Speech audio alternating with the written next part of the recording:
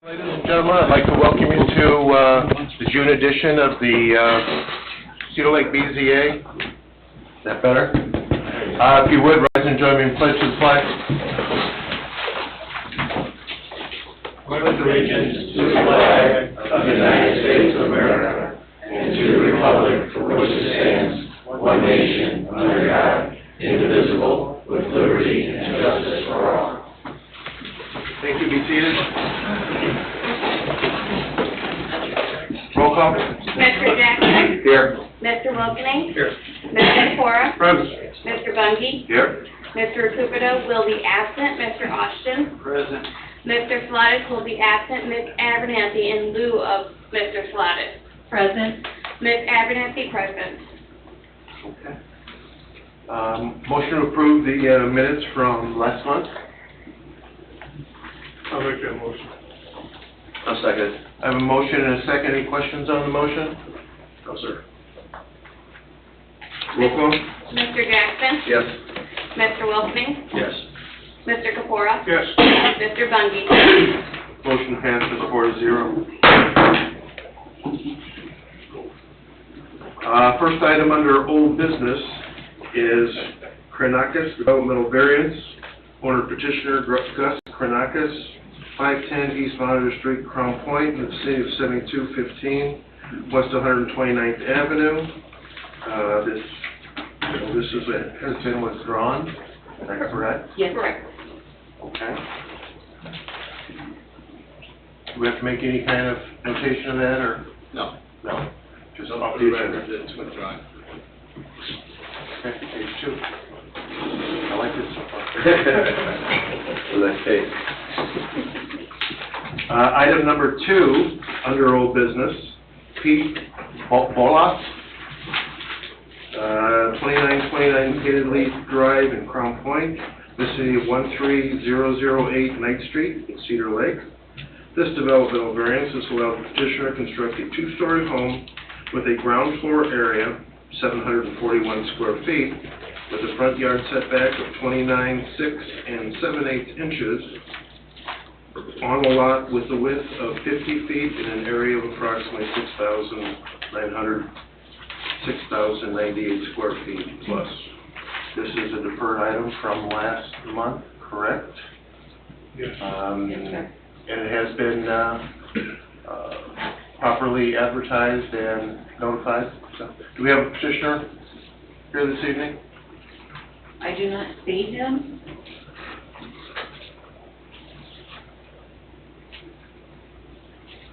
Anyone here representing Mr. Bolas? Mr. Chairman, Yes. since it appears this gentleman is not here, this petitioner, may I suggest you move him back to the agenda, determine if he shows up or not, and act accordingly. Okay. All right. So let's just sit on this tight until the end of the agenda, and we'll bring it up again later.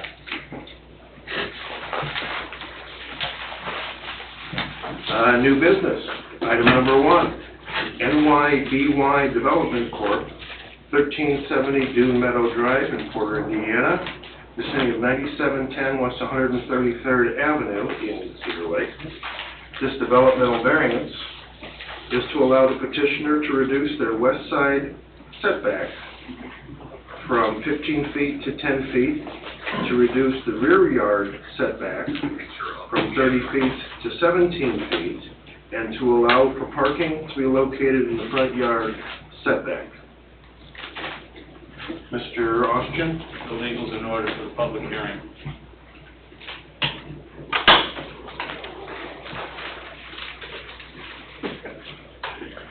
Good evening. Maybe. Good evening. Well, How are you, Jeff? I'm well, sir. How are you? I'm doing fine. Good. We're here tonight seeking 3 variances for the property, as you discussed. That will be putting up a car repair facility for this. And originally when filed, I don't know, should I even go into that, Dave, that we thought we were under the old one and now we're under the new one? Or At your risk, you proceed. You know where we stand. Yeah. Well, what we're looking for to make this smaller site work that the site itself was large enough when it was filed back in February, but they changed the size of the lots. And to make things work, we were looking for a reduction of the, from 10, pardon me, from 15 foot to 10 foot, what would be the west side there that's along the driveway going back to the apartment building, and then from 30 feet to 17 feet along the rear yard, that's by the parking lot of the facility, the residential apartments behind, and then to allow the actual parking of the cars, the parking lot for the facility, you know, in front of the 50-foot setback. So those are the three variances we're looking for at this meeting. And then, as discussed in our sketch plan when we heard before, since we filed these after the new ordinance came into effect and we filed the subdivision and the original site plan on the old ordinance, we filed for a lot reduction because this fit the original size of the lot for B3, and now we have, I think, about 23,000 square feet, and the new ordinance now requires 40,000 square feet for the lot. So we're here tonight looking for these three variances, knowing that next month we filed for the fourth one. And that's what was suggested at the Planning Commission meeting. So with that, we're here to entertain anything you have on the site. We have the owner, his main person that will run and work the facility. And we're here tonight to answer any questions you may have. Okay. All right. Anybody have anything at this time? Question? I was just wondering, I had asked that you guys were given the criteria that we make decisions on. From the state. Yeah. You know, the injurious, the morale, all that kind of stuff. I guess, I gotta ask about the hardship here. I mean, you got a piece of property, you wanna put something on there that's too big, you kind of create your own hardship here. I mean, there's nothing unique about the property, what's unique is what you wanna do there. And, This was the size of the property that when it was up for sale. Granted, yeah, you're absolutely right. And when Mr. Lee first came in with the concept layout, everybody at the town said, yeah, this looks fine, this looks good, let's go forward. So we moved forward on that premise. When we met again with the town, everything looks fine. So we were under the impression, you know, we knew we needed these, but, you know, being the fact that it's a unique property, it's there, it's surrounded by everything else, that's all, you know, that's the size of the property, and to make it work with the size of facility that has been known to work with the other stores that Mr. Lee has, this, you know, to get the flow inside the building and to make it work on that. So this property here is very similar in size to the property we have in Winfield. It's a little bit smaller, but not much. Same size building in Winfield. The parking lot here is actually about 30% smaller than the parking lot we have in Winfield. And as far as the property goes, I've been under a purchase agreement to purchase the property back all the way in September. We've been working on this since September. But with the way the economy's been going, trying to get a contractor to give me bids, trying to get an engineer. I had reached out to 3 engineers, 3 different contractors. It kept going and going, and then the seller of the property had another offer on the lot, or he was going to raise the price on me substantially. So I basically had the option to either lose the lot or purchase it, you know, before our contract expired. And our contract expired on April 6th. Well, certainly you need to understand that any decisions we make have nothing to do with any financial plus or minuses that you have to deal with. Mr. Osh, would you explain the hardship and the case studies regarding the same? Hardship needs to apply and be proven to the Board of Zoning Appeals by a petitioner from what the parcel or piece of real estate itself presents. It has nothing to do with how much money you can make, or how much the sale price is, or whether it at some point was okay or suitably sized and at another point in time was not. You cannot create the hardship. You cannot count on economic considerations being appropriate for it.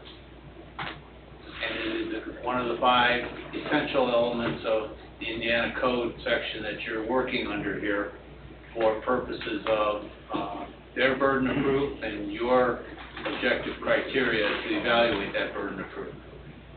Finally, you have full and complete discretion as to the interpretation and assessment of this.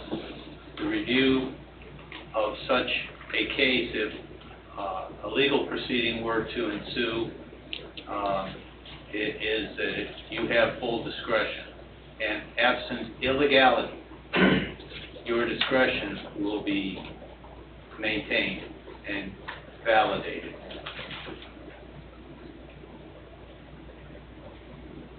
Thank you. That answer your question? Personally, I think this is the perfect business for that spot. So this is nothing personal about this. There's nothing slanted or backwards. But you understand what I'm getting at. I have nothing else right now, Mr. President. And a smaller pared down building doesn't work for you in any way? I mean, we could possibly make it smaller. The problem is we have that 50-foot setback from the front and the 30-foot from the back, so it really narrows that lot for anything. And the depth of the lot itself Is is? 140. So basically, you're offering for a parking lot in a building a 60-foot space.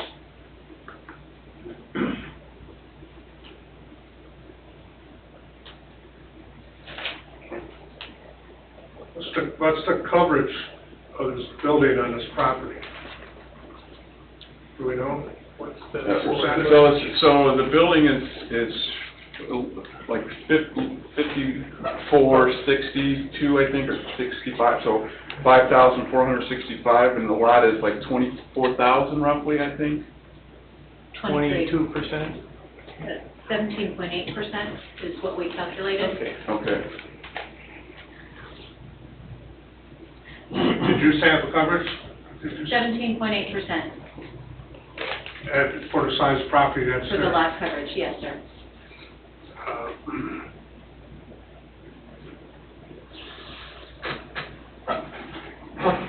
They were at the plan commission, right? And Yes. The only problem, we sent them here for the variances for a couple of setbacks. Correct, Eric? Okay. Side yard and rear yard. Right, because they had the parking, they went, explained all that to us.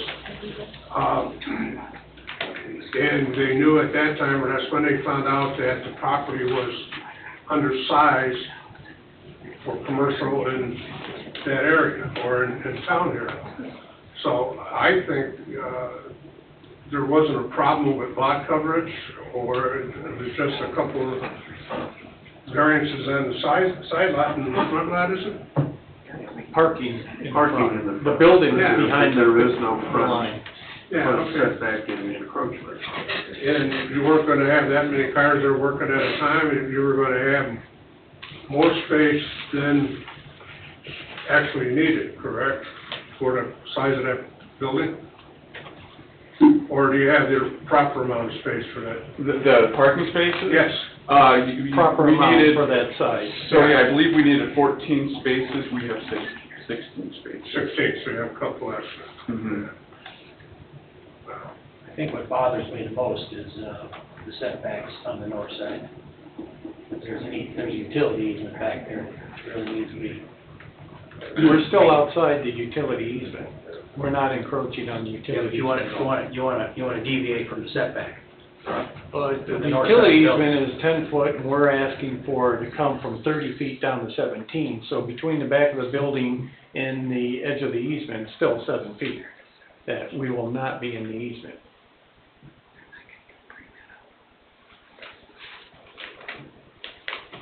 And the easement on the west side is also 10 feet, so the building is not in the easement at all I understand. on both of those. I'm not sure a 7-foot easement is real easy to work with if somebody's gonna get back there Well, it's 10. and do something. 10 plus 7, right? But you're- No, it was 7, and then based on what Don Oliphant asked, he said we want it raised from 7.5 to 10 feet. But isn't there 7 feet there that you're not gonna be using between the 10 and your parking? Yeah, I believe you're saying between the building and the easement is 7 feet. Yes, that's just to be green space. Right, Yes. okay, right. Mhm. So there's plenty of room, Yes. and you still have the proper amount of easement of 10 foot, Mhm. and no parking back there. No, No storage of any kind? no, Strictly green space? yes. Okay. All right, do you have anything else to present at this time? I mean, I do want to say that the building, we would propose on building is it's a nice building.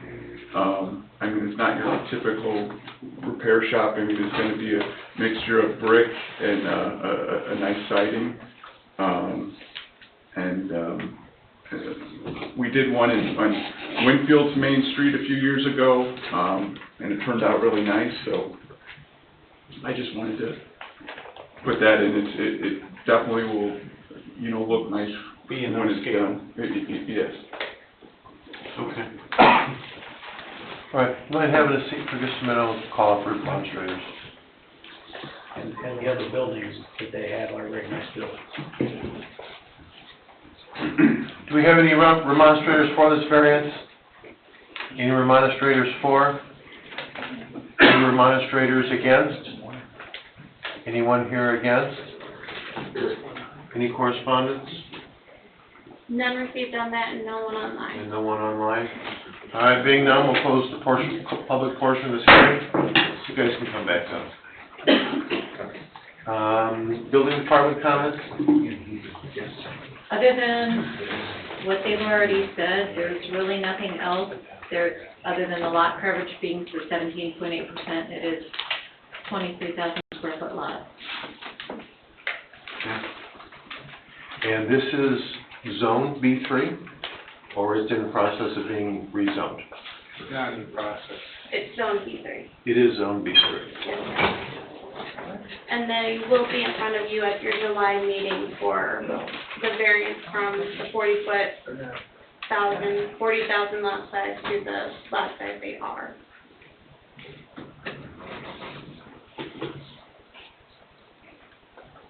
Okay. I see from the one site plan that you're actually, 6 or 8 feet from the 50-foot front yard setback line? We're back 56 feet. Is there any particular reason that you couldn't move that forward and do something about the encroachment in the back, in the rear yard? With the radiuses of coming in and making the parking flow to get in and out of there and to get the trucks and that in, that's how it laid out and made the movement of traffic suitable for the lot.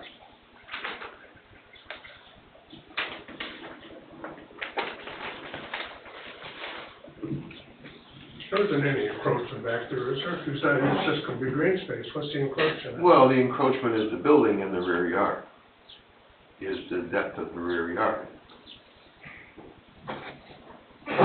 Okay, I guess that's what I yeah, was, okay. I mean, if you can pare that down that extra 6 feet, I mean, I'm just spitballing here, but then, and then shorten the building in the back by same corresponding distance, 6, 7 feet.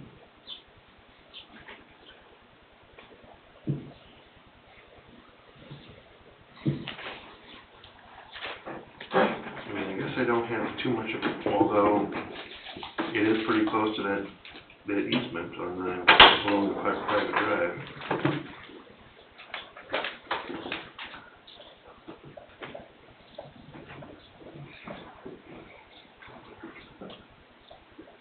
What was on that property before? on the property before. Yeah. I believe there was an airplane hangar, I thought someone said at one Airplane point, hangar, and then it but there was a was- veterinary And clinic. it was the veterinary clinic. So that Burke, right? No, I think they found it. The hangar burnt. The veterinary building was a part of the airport, Okay. another building. Okay. You said nothing was gonna be stored outside? Correct. No tires, no waste oil, no trailer full of tires, nothing? Nope.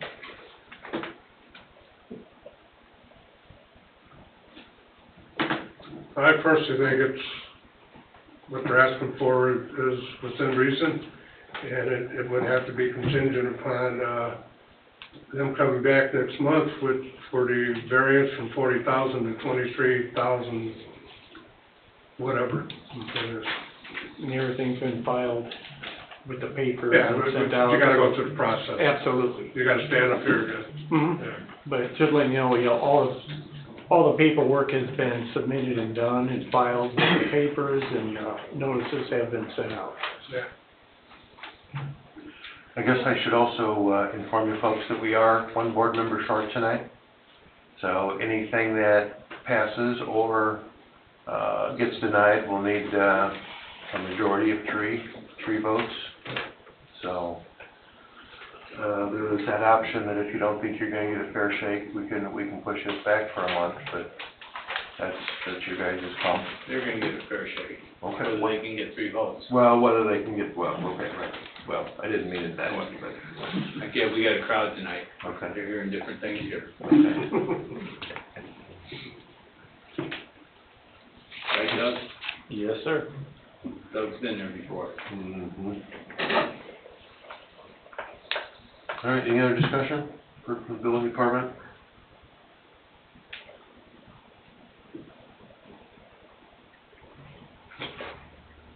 I have no more questions. All good. John? I'm good, I'm ready to approve it.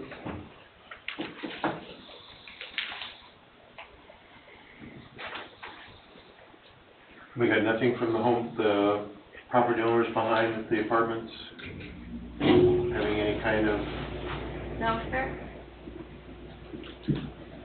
What's the hours of operation over there? 8 till 5:30, and Saturday, 8 to 1, closed Sunday.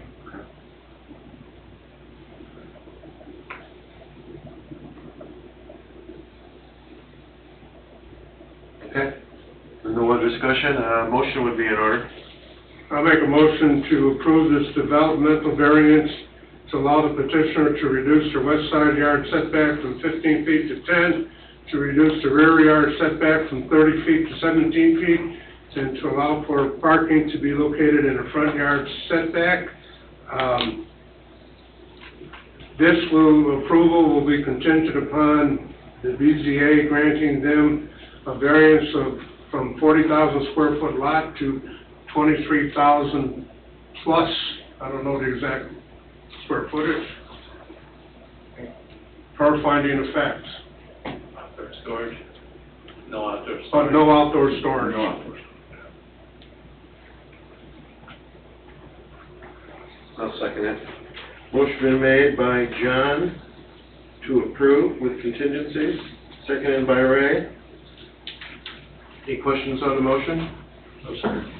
Roll call? Mr. Jackson? Yes. Mr. Wilkening? No.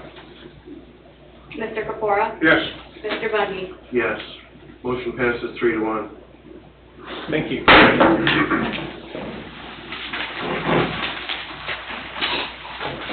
Item number 2, developmental variance Richard Henn, owner and petitioner, vicinity of 9303, West 133rd Avenue, Cedar Lake.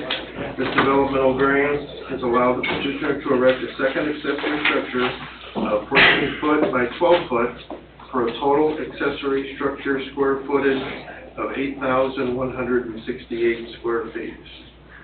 Mr. Ostrin? Legal's in order. Richard Henn, 9303 West 133rd Avenue. How are you, Jim? I'm good. Nick, how are you? What I'm trying to do is rent all my yard equipment and put it in one building. I had 9 buildings in Lake Village, and I sold them all. They were all permitted and all legal. And when I moved up here, I thought I could have plenty of room to get everything in, but I can't. I can't get stuff in. I can't get all the yard stuff. The rakes, the shovels, the blowers, the weed eaters, all that stuff, I can't get in the building. And along with the lawnmower. I also, I gave about a quarter of that building away to the Cedar Lake Fire Department. They store a truck over there, which is okay. Temporary right there, I'm a nice guy. temporary. Well, temporary forever. Oh, okay. Temporary forever. That's it. That's what I'm trying to do. And I think we have plenty of room over there. This lot is 14 acres, you know. Well, I know. I know we pushed it when we got the variance first time. If I knew how to do it, I'd have made the building a little bigger, but I can't do it now. Nobody can see this building, it sits behind you, you can't see it. Oh, it sticks out like a sore thumb when you go down 133rd. I don't think so. I do. You can see it? Pardon? You'd be the first guy to see it, you gotta look through the building, you gotta look through the James Ball School to see it. I'm talking about the building that's there now. Well, maybe the top. What are all your rakes and leaves and lawnmowers, where's that used, on that property? Yeah.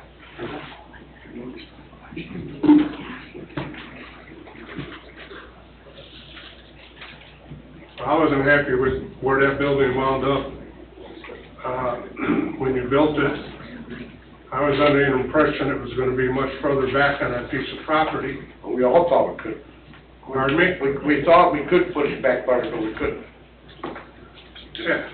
No, But that wasn't what was related to me, if I remember correctly. Well, So I was not happy with where it is. And now you're coming in, because I know if you would've came in for this size building back then, it wouldn't have been approved, and you know that too, probably. No, I don't know that. You know, and I can't see adding more building there right in that area that's like a main drag coming through town. And, I just don't see it. But you got other board members here. Yeah.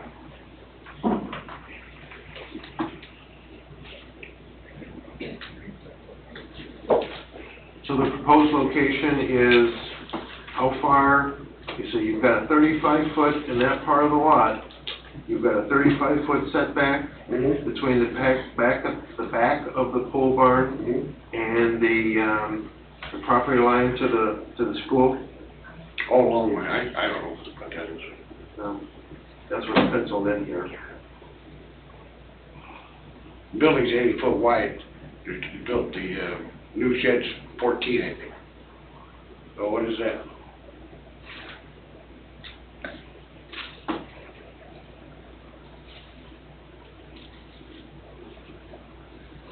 Okay.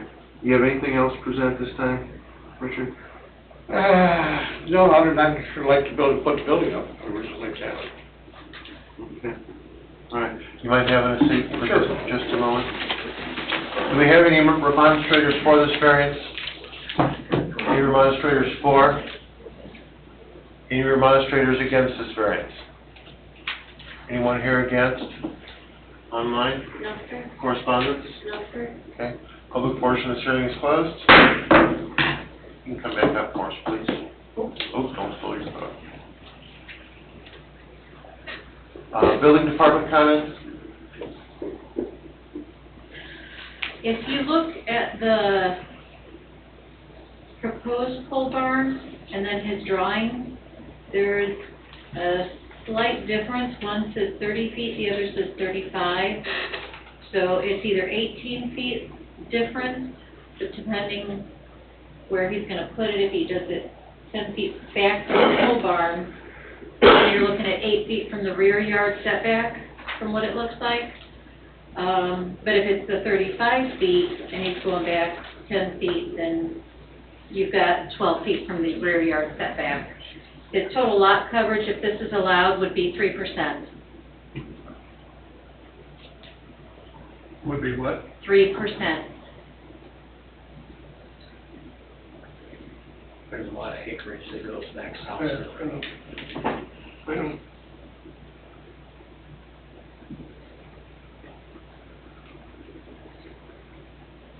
What's the square foot on the current building out there? The existing building, Yeah.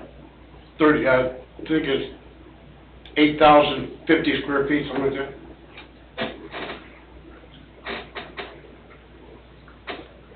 Did it turn out to be the footprint of 80 by 100? Yeah. And you got a, Well, 80 by 100, but I got 2 offsets in there, that just roof.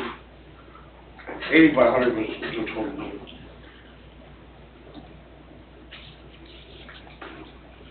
and then what is accurate for the rear yard there, Dick? Is it 35 or is it 30? You said you had to move I that. really don't know, I really don't remember. I know we're 30 to 35 feet off of the game balls, lot they have come back there. It's 30 or 35 feet.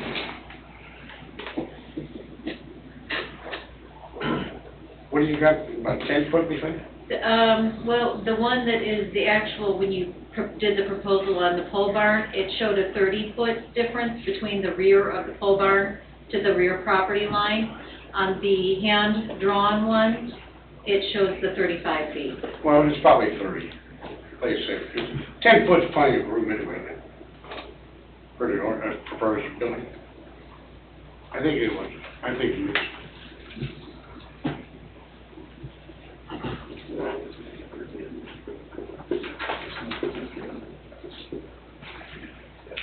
And there are no other improvements can be done in the near future? on I the can't property? imagine, I'll be honest with you, I have a hard time figuring this one out.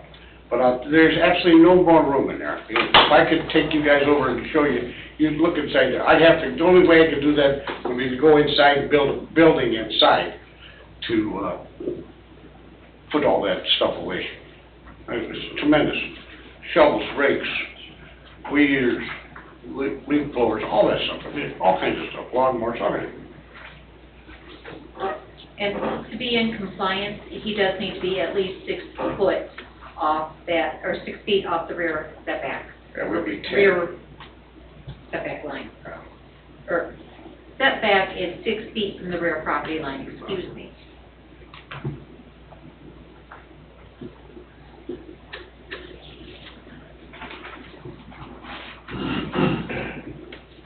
I guess the good news here is he could put 10 sheds back there and nobody would have seen them. So I appreciate you being here asking. No, I'm saying, you could, You get maybe a drone, maybe you could see something. yeah, that's,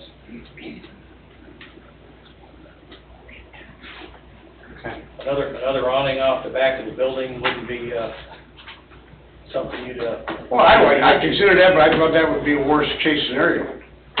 I thought, this is a simple procedure. okay, I'm not suggesting it would be okay. No, I'm not I either, just, but it seemed like it'd be difficult. when I see a little shed behind a giant building, Yeah, you know, and, That's what we talked about people and their storage problems, and you're the last person. well, I never thought I'd have it either, guys, I'll tell you what, but if you were to come in there and see all that stuff, it's just no place to put it, no place to put it. You park that fire truck outside. I could take the fire truck out, yeah. I'm not suggesting that.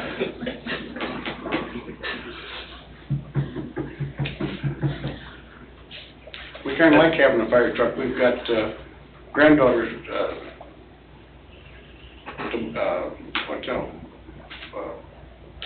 she finished the EMT training, she went through graduation, so we got her Saturday, so that fire truck works good for that photo op. Can you, how many doors How many what? on the shed? One. One? East and west configuration on the door? The doors would handle, east. is that front building completely full? Front building's a house. Not the house, the barn. Well, yeah, pretty full, it's full. Full. Come take it. How many rakes do you need for that property? I don't know, you tell me what to throw away, I'll be happy to throw something away. Well, the church stuff, I mean, I don't see the hardship just because you got. Well, so many we're not rakes. talking about hardship, but I mean. Yeah, we are, because that's part of our in here is hardship, and you should know that because you've been here long enough. Well, I've I've been here plenty of times. I'm just saying, The how much, the hardship is just stuff, I got too much stuff. Right. Okay? When you take, leaf blower, weed whackers, I got 3 lawnmowers, I mean, and ladders. I must have 4 or 5 ladders, different ladders. I suppose I'd get rid of them, but then I need them, you know? Tremendous amount of stuff. I invite you guys all to come over and take a look, see what you think. If you can find a way around that, I'd be happy to get on it. I don't know how to do it.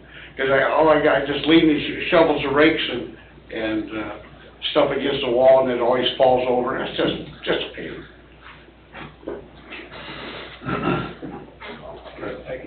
I gotta tell you, I think a shed in the back is not the best situation. 1 shed, 2 sheds.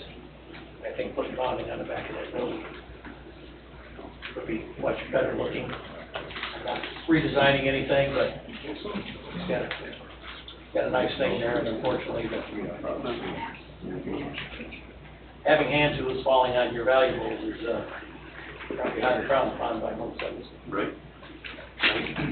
But, John says, I mean, just because you've got stuff, is that a hardship? Is that? I'm not looking for, I don't have a hardship. Yeah. No hardship. Jeff, Yes. for developmental variance, hardship's not the criteria. That's for the variance of use. What the criteria is, though, is inclusive of, is that you must find that the strict application of the zoning ordinance will result in practical difficulties in the use of the property. That's the standard.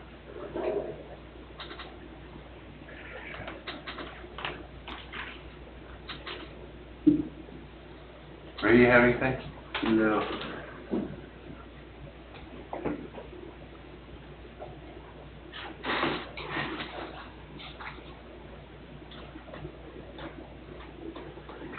I think putting the shed back there kind of cheapens it up.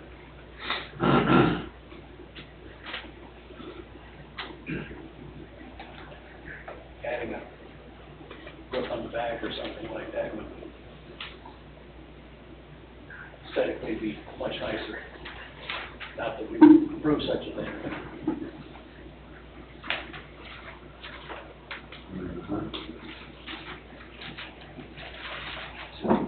Okay. This is board decision.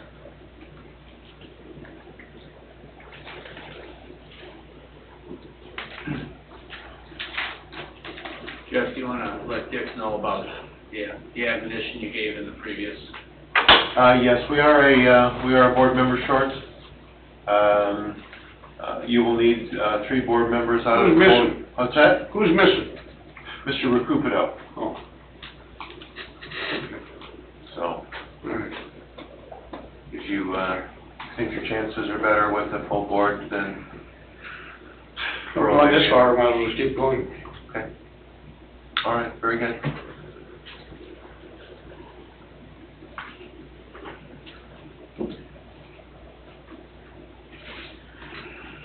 Good. Okay. Again, gentlemen, a motion's in order. I don't think the shed is what's needed there. I'm sure you can figure something else out, so I'd like make a motion to deny the request of this petitioner.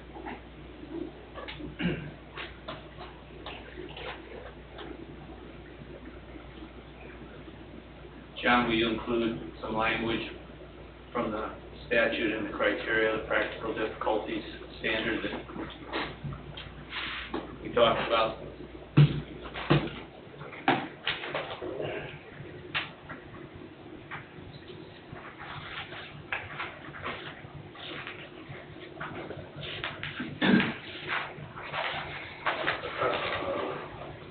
Strict application of the terms of zoning ordinance as amended from time to time will result in practical difficulties in the use of this property. I don't think this is going to create any difficulties. Putting this up there will create difficulties in the use of the property. So your position is it will not result in difficulties in the use of the property? Right. Right. Any findings of facts with that? If you have any, yes. I don't. I mean, that's the statute.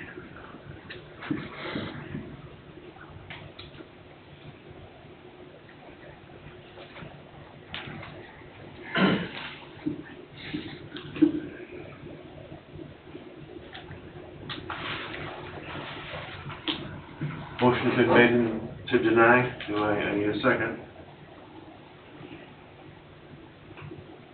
I'll second it.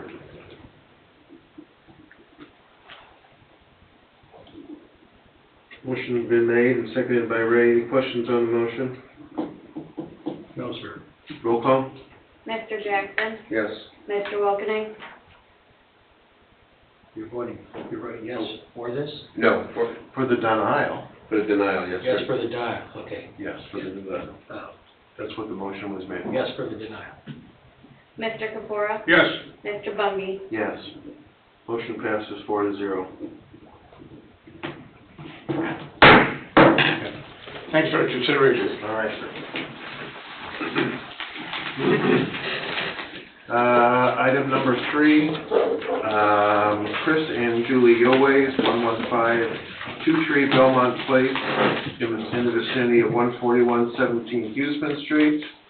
Developmental variance to allow petitioner to construct proposed addition and garage on an existing home with a front yard setback of 16.5 feet, a rear yard setback of 5 feet, and an accessory size structure totaling 1,804 square feet. Now, this is an item that's on the agenda.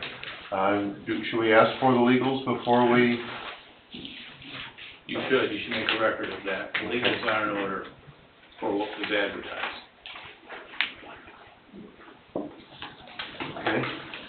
Mr. Chairman, if I may? Yes, you may. They requested a referral. It was discussed with me earlier today that I have incorrectly advertised this, and it needs to be re-advertised for the July meeting. As such, I talked with Mr. Austin earlier today, and he recommends a deferral to the July meeting for the advertisements to be corrected. The petitioner has requested the same, and that is included on your meeting iPad. Go ahead. That's a good report by Ashley, and my recommendation, the town paid for the advertisement, so it's complete. And if what was missed gets picked up and handled next month. Your handwritten note says they'd like the meeting rescheduled. It doesn't say they're asking for a deferral, so that's not a problem, is it? No. Okay. No. Okay. All right.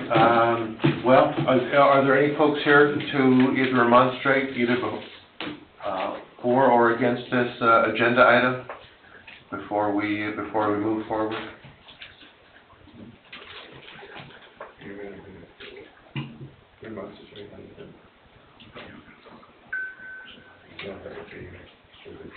Okay.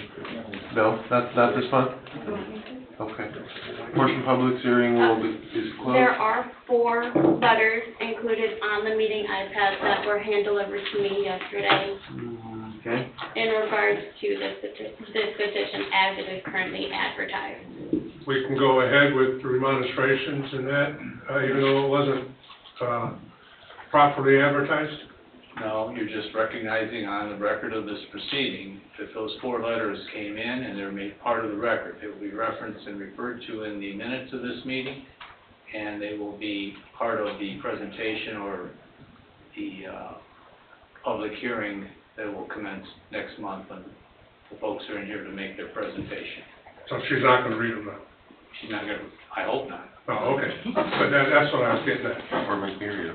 Yeah, that's what I was getting at. Yeah, that'll be the next time. There are 4 letters, they should be Okay. incorporated into having been submitted, and, yeah. Are those letters that the neighbors can read somewhere? Absolutely, they're part of the public record, Okay. they were mailed in here, you can come in and ask for that through public record request. Okay, thank you. You're welcome. Yes, Do you want me to stand up? please. So my question is if we had Okay, name, approval or, oh, I'm sorry, let's say my name. Devin Spencer. Address? A506 West 141st Lane, the house just to the north of this particular property we're talking about here. okay. And so I guess my question is then will the meeting in July, will there be time to speak at that time? Absolutely. Okay, got it, We'll reopen the public hearing at that time again. got it. So then there's really no reason to speak now. And we had no problem with it. Okay. But, yeah, okay, thanks. Okay. Anyone else? Any other demonstrators for or against? And yes, the notation will be made in the minutes that we did get 4 pieces of written correspondence that will carry through with the petitioner's request for deferral. They'll also be part of the package to the board members for the next hearing when presented, or when prepared, and you'll have them in advance. Okay. Do we need a motion on that? Deferral? Yes, please. I have a question. Is this property on the lake? It looks to be. Yes. It is on the lake, okay. Because there's a lot of pictures here of a lot of things. Okay, that's it. Okay. All right, then a motion to defer is in order. I'll make that motion to defer till the next BZA meeting, which will be in July.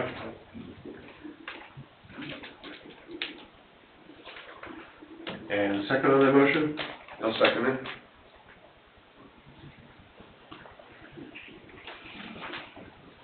Okay, motion been made and seconded to defer this agenda item. Any questions on the motion?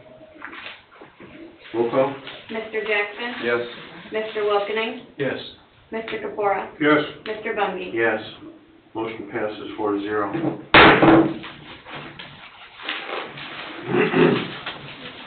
Item number 4, under new business, Auger Developmental Variance, owner petitioner, Thomas Auger Jr., in the vicinity of 13172 Parish Avenue in Cedar Lake. This developmental variance is to allow the petitioner to build a 30-foot by 40-foot wood frame garage for a total of 1,200 square feet. Mr. Austin? Let me check on those. We've got a couple of files here. You may Okay, proceed all while I right, do that. then we'll come back to you. Thank you. Good evening. Good evening, gentlemen, ladies. What would you like to do? We would like to build we want a variance for a 30 by 40 frame-built garage, a total of 1,200 square feet.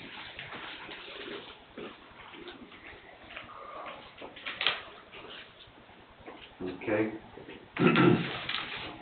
No setback issues, backyard, or distance from the house, or anything like that? No, sir.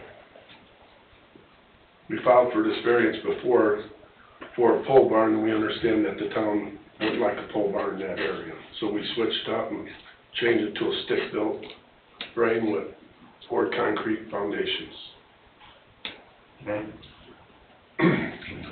Virtually the same footprint though as before? Pardon me? Yes, sir. Same footprint as before, 30 by 40? As I recall.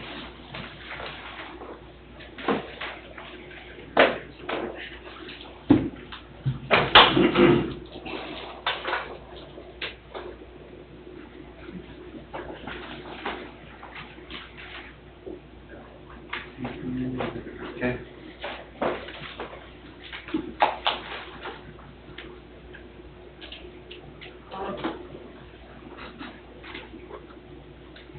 I guess my first question is, David, is that a significant enough change to go from a pole barn to a stick-built to within the year of the first variance being denied? It depends on how you view it, in your discretion. Do you have the discretionary authority to determine that or not? Okay. I would like to notate for the record, before I sent this out to you, I did talk with Mr. Cupido and Mr. Saladas, and I did get correspondence back from both of them that they did deem it a substantial enough change to present to the board. There you go.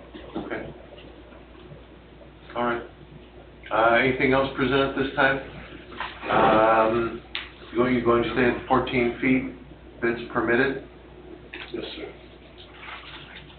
Okay.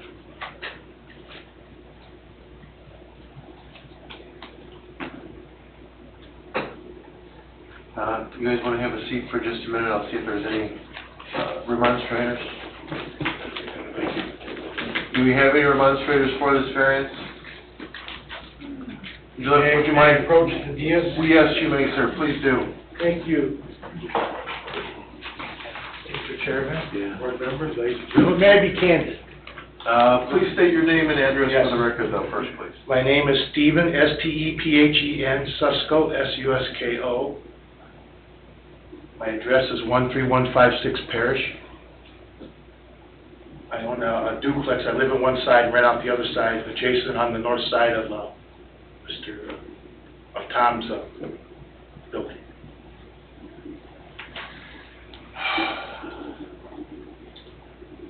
I kind of thought, after what we went through last year, that this was over with, but I don't have a problem with the man building a garage. And here's the deal, why I want to be candid.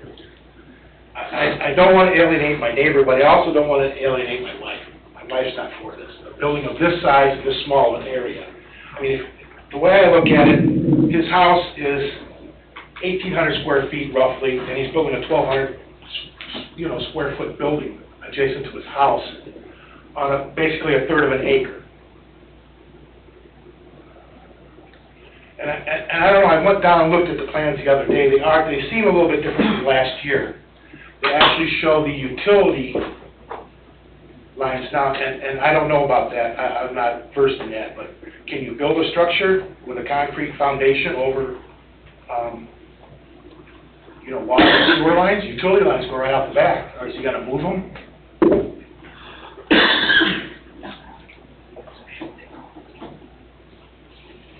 Like I said, I don't have a problem with building a garage. In context, me next door, I have a fairly large garage, okay? That's like 2.5 car garage, but I measured it the other day. It's only like 675, 700 square feet. So his is gonna be like almost double the size of my garage in the same area. It's my property, all those duplexes in that area are like plus or minus a third of an acre. See what I'm saying? And the front yards are larger than the back yards.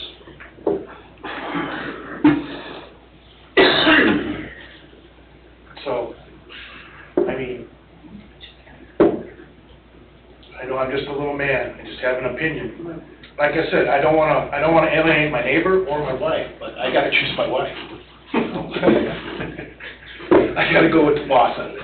So, I don't have a problem with the garage, but something that, like I say, that big, I'm glad he's gonna go wood instead of, the metal last year, and he's lowered the height. But like I said, I have the question about the utility lines and stuff like that. I don't know, legalities involved. I know he has a really good plan for the driveway and for drainage and stuff like that. I don't have a problem with that. There needs to be some type of drainage on the property, I have an issue with that. And then, again, it's a duplex, you have a renter involved, If it was a single house, just a house, single-family house, but still, I mean, something that big on that little of an area.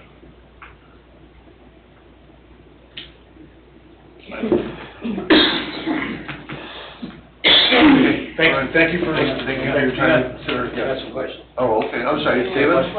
Oh, I'm sorry. Your house has got the light gray siding? The blue, yes. The blue. Right behind the ugly blue water tower, yes, sir. Yeah. And your garage is sided that same color? Yes, as the house, yes, sir. So, what is to the south of your garage? Are there two sheds there, or what's there?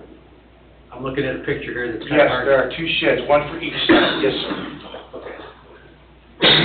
One for each rental unit. And it's my understanding, I think, I'm not sure on this, but the previous owner I bought the property for, the sheds were there before the garage was there. In fact, he had to apply for a variance and buy part of the property next door. to incorporate it into lot to actually build the garage. And because of the setback and everything, that's why my garage, like I said, is like, I think it's like 28 by 24. That's what, like, under 700 square feet. It's a fairly large structure for that area. I think it's the largest garage, but like I said, what Mr. Auger's proposing is almost double what I have. And what the other structures are in the area, they're all like two-car garages. The one on the north side of me is an attached garage to the building. It's not separate from it, so, yeah. Okay, Okay, thank you. that's the only question I have right Thank you. now. All right, thank you. All right, any other demonstrators, either for or against? Any correspondence, anyone online? No correspondence regarding this one, no one else online, sir. Okay. Being none, we'll close the public portion of this hearing. Mr. Dillon, can come back up if you would, please. On this drawing we have here, it shows the sewer going to the north of where he wants to build a garage and the electric on the south. So is that sewer for both units there? Or is there a sewer coming off the other unit too? I'm pretty sure they're both combined underneath the unit and coming out one end. And this is a duplex for him and his tenant also, this garage. And I think the utilities are above as far as electrical goes. According to the drawing, the sewers are out of the way of that building. Yes. But, you know, I have to question, because usually isn't there a sewer coming out of both units? And the crawl space comes from hers to mine down to the sewer, under the crawl space. Okay. So you ship this stuff to you and you get rid of it for them? She comes this way, well, I'm not a plumber, but it's in Yeah. underneath. My only comment is I got this, basically the same objection as I had when it was presented before, is he's putting this large garage on this smaller property, but he's encompassing two different duplex sites of property. Now, he said this is a one-lot subdivision, correct? And you own both of them. But if you were to sell one, then the garage would be infringing upon the other side of the duplex, the duplex he lives in. Yes, sir. So I mean, I'm against that right there, plus the size for that small area back there. I mean, it is rather, small lots there. And what size would be acceptable that we can build there, because he should be able to build a garage. Whatever the ordinance says, then you don't have to be here. But we can get something just a little bit bigger than the standard. Well, I can't tell you what size. There's something you gotta figure out, or talk to staff, or get an idea from them. But, if you move that size building to get it onto just your side of the duplex, it's way too big. And so you have to go from there. I would say you'd have to use, what our ordinances are. But here, I'm just one member of the board. I understand that, sir. Yeah, I know you do, but I'm just running off with the mouth. I mean, is that a potentiality, David? I mean, could he split a duplex into two different? Well, only if we're willing to allow party walls and zero lot lines, you know, there are a lot of different planning things that come into play. Would he have to apply for a two-lot subdivision then? Potentially, yes. Okay. Well, if we did put the party wall between it. Well, let's not go down that Okay. that Yes, sir. hypothetical road, because that's a whole nother animal. I think you ought to be able to build a garage. I also think that, I believe Mr. Auger will not be sharing that garage with the tenant in any way, shape, or form. However, someday, he may have a tenant that, he wants to share the garage with. So the tenant has part of the garage and he has part of the garage, or whoever's there next. I'm thinking about who's ever there next. Just like, Just like some of the other items Yep. that we saw tonight. Right. It's not what it is now, it's what it could be, Right. what it could be next. That's 600 square foot per unit. I know it's one garage, but I don't think he has access from the north side. This is a stick-built building, it's not gonna be over 14 feet high. I think, when I look at it that way, it's good for the property, 600 per unit. I thought that the last time you were here, we even discussed, did you have a shed or something there that was going? Yeah, it's gotta go. Shed's gonna go? Yes, sir. I would tell you that, if I make a motion, that you're gonna have to have all these locates done, and your stormwater plan here, for structures and piping and everything else, will need to be given the thumbs up by our, town engineer, town Oliphant, to make sure that we're not gonna get in any trouble. Also, of course, you, may have to re-swale some things, so you're not running water in your neighbors. I used to work for excavation company, and that's who's coming over to take care of it. Yeah, that probably will have to be Approved. dialed in somewhere also. Those are my thoughts on this. And splitting a duplex, of course, is possible, as a condo, but there's a two-lot subdivision and the whole thing. Right. I agree with John, it's one big thing, but somebody could split the garage in half. The next owner could split that garage in half and rent it to the other tenant.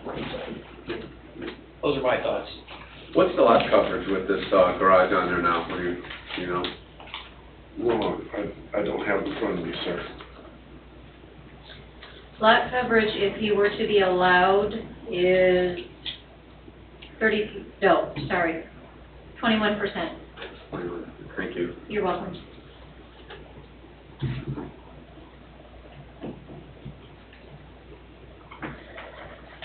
So you're, Mr. Auger, is this your lawnmower under the tarp here? Yep. Okay. All that stuff's gonna be in the building? Yep. Okay.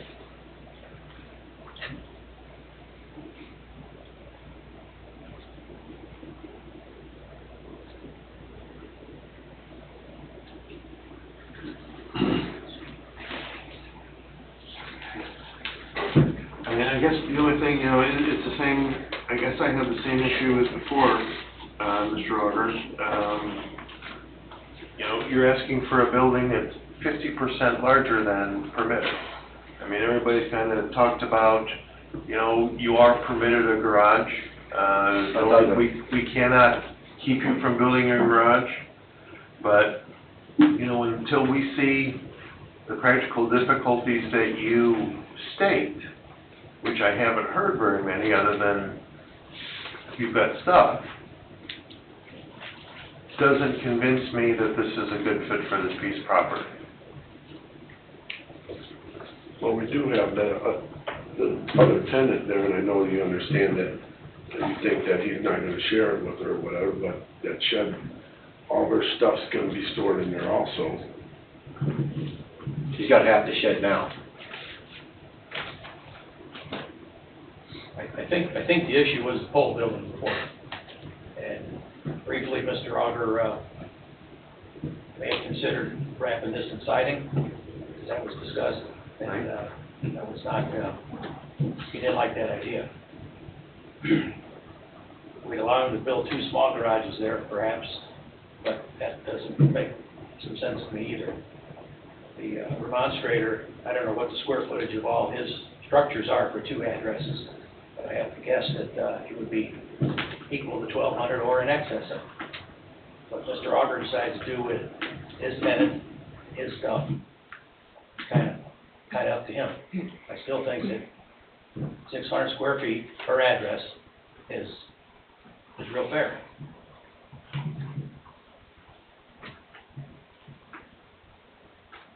I think it actually fits the ordinance too, doesn't it? He's a little over, so ordinance states that on a 10,000 to 15,000 square foot lot, you are allowed 800 square feet, and he is on a 13,950 square foot lot, so this puts him at roughly 33% over the allowable limit Of what? for Building? the accessory structure on his lot for size.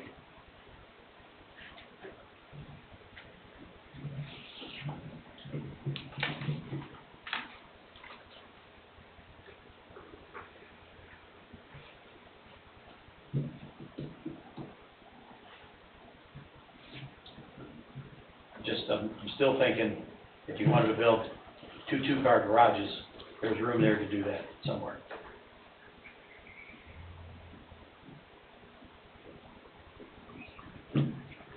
Those are my thoughts.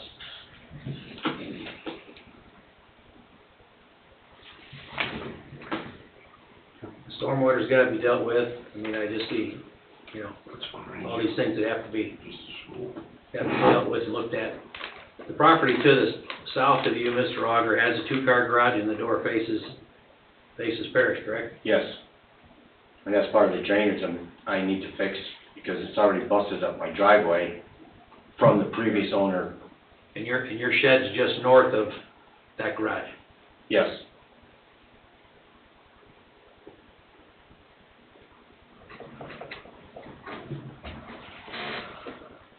Like I said, I think the last time there was a pole building that we were never gonna be warm and fuzzy about.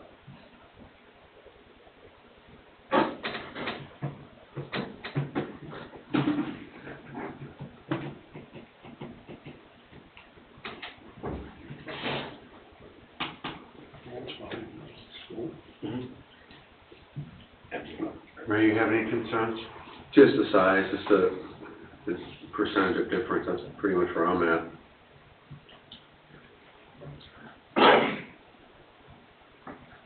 What would be an acceptable size? With The 800. That's what we're allowed to say, 800.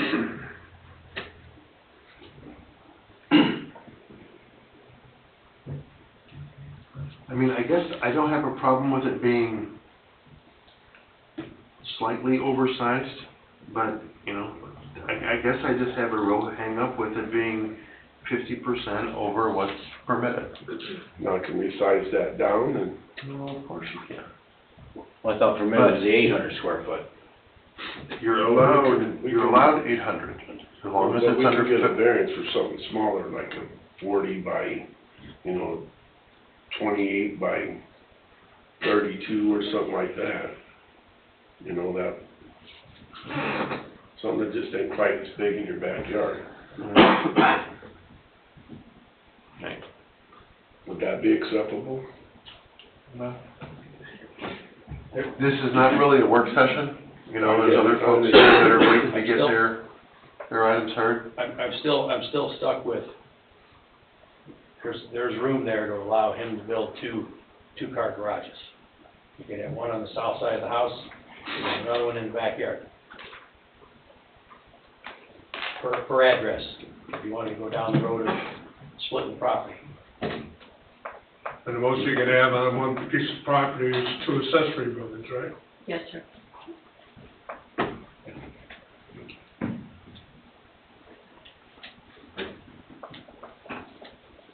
I just don't see the advantage of him chasing 2 small buildings.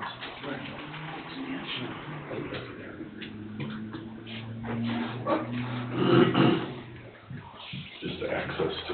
You won't be able to get to build two back there, you won't be able to drive it there. Yeah, but if you attach a garage next to, on the south side of your house, if you attach a garage, you can drive through that garage to another one. Yeah, I gotcha. I'm just saying there's a way to do it. There are 2 addresses there. It is in a rental business situation. This allows some compliance without,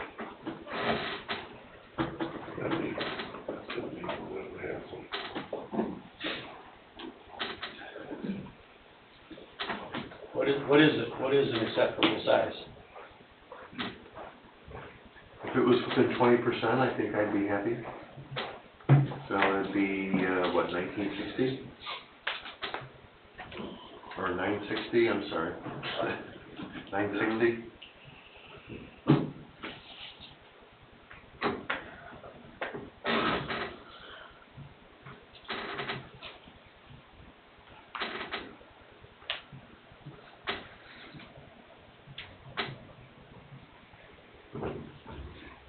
Yes, sir, 960. It'd be roughly 30 by 32. Be acceptable to that. I could do that.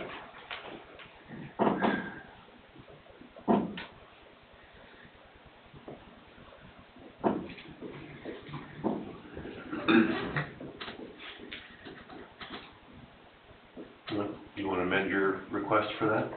Yes, I do.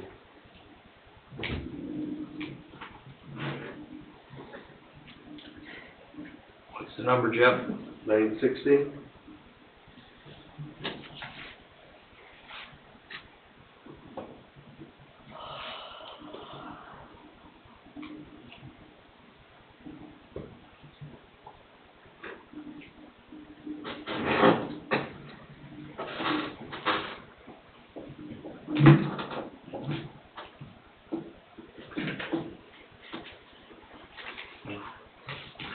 We are board members short tonight. It's only four-fifths of us here. We need the same caveat that I've given the other folks. You will need 3 votes, either, for or against, to move on. So, just want to put that out on the table for you, guys. Jeff, the record should also reflect legals are in order. Oh, the legals are in order? Yeah. Okay. Mr. President, I'd like to make a motion. Okay.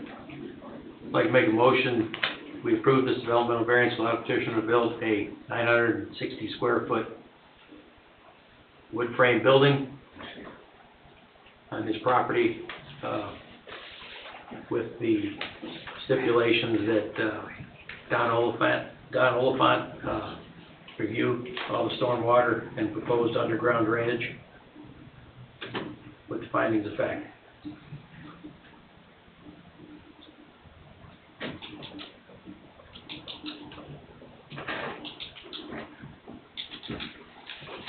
Motion's been made. Can I get a second? I'll second it. A motion been made by Jerry, seconded by Ray to grant an amended request for a 960 square foot building. Any questions on the motion? Roll call? Mr. Jackson? Yes. Mr. Wilkemy? Yes. Mr. Capora? No. Mr. Bungie? Yes. Motion passes 3-1. Thank you, guys. Thank you, gentlemen.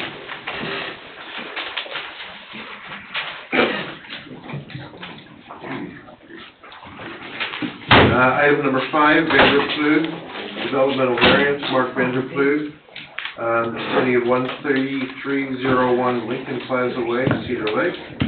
This developmental variance, as well as petitioner, to have 2 signs for a total square footage of 73 square feet, which is 28 square feet over the allowable signage for this building. Mr. Austin? Legals are in order for the public. Good evening. Mark Vanderploeg, 13701 Lowerman Street, Unit 42, Cedar Lake, Illinois.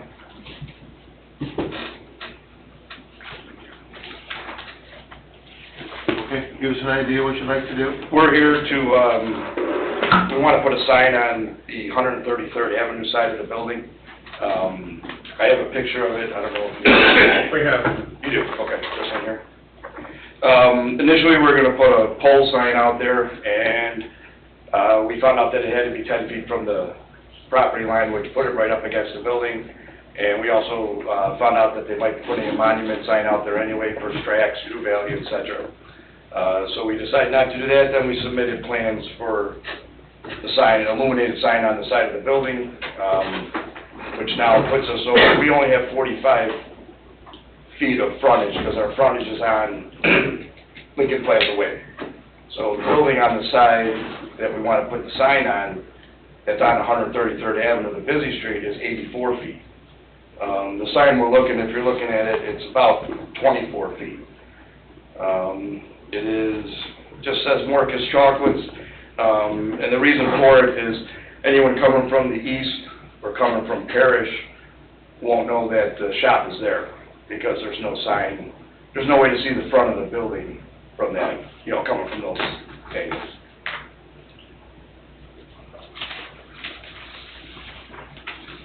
Okay.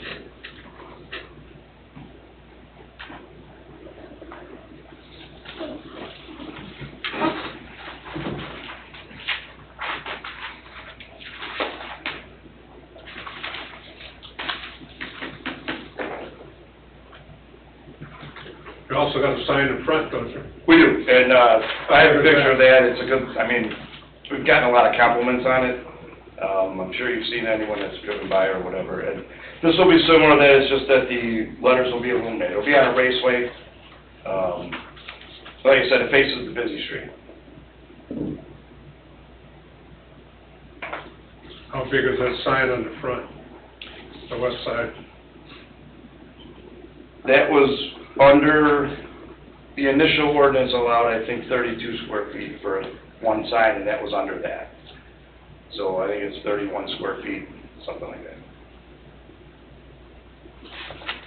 And the one on the north side is 24 feet long? 24 feet long by 25.25 inches, 42.78 square feet.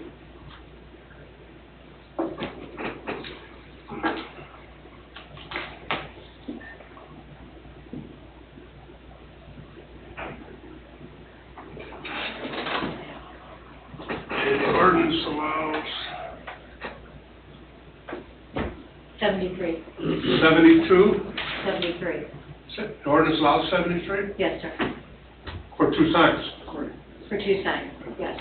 Well, if you've got 42 on the north side and 31 on the west side, that's 73 feet, give or take a couple inches. What you just told me. We have 45 feet of frontage, I probably shouldn't say this, but it's 1 foot per front foot now, the new ordinance that took effect March 1st. Under the old ordinance, this would have been fine.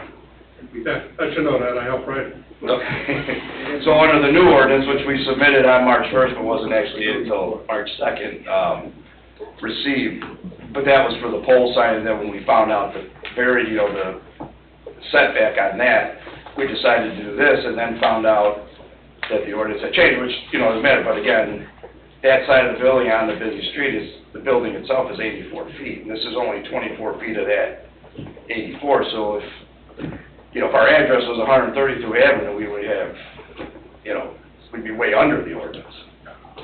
But it's not, So this says two signs. Yeah, one west side facing, on Broadway there, and the other one. I thought the new ordinance doesn't specify a number of signs. The old ordinance said two signs, the new ordinance is restricted, from what I read, that they gave me, is 1 foot per front foot. So you have 100 feet, you can have 100 square feet of signs. That's what I was told.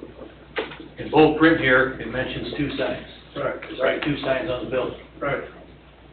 There's one on the west face and one on the north face. Well, I don't know if There's two signs on the west face.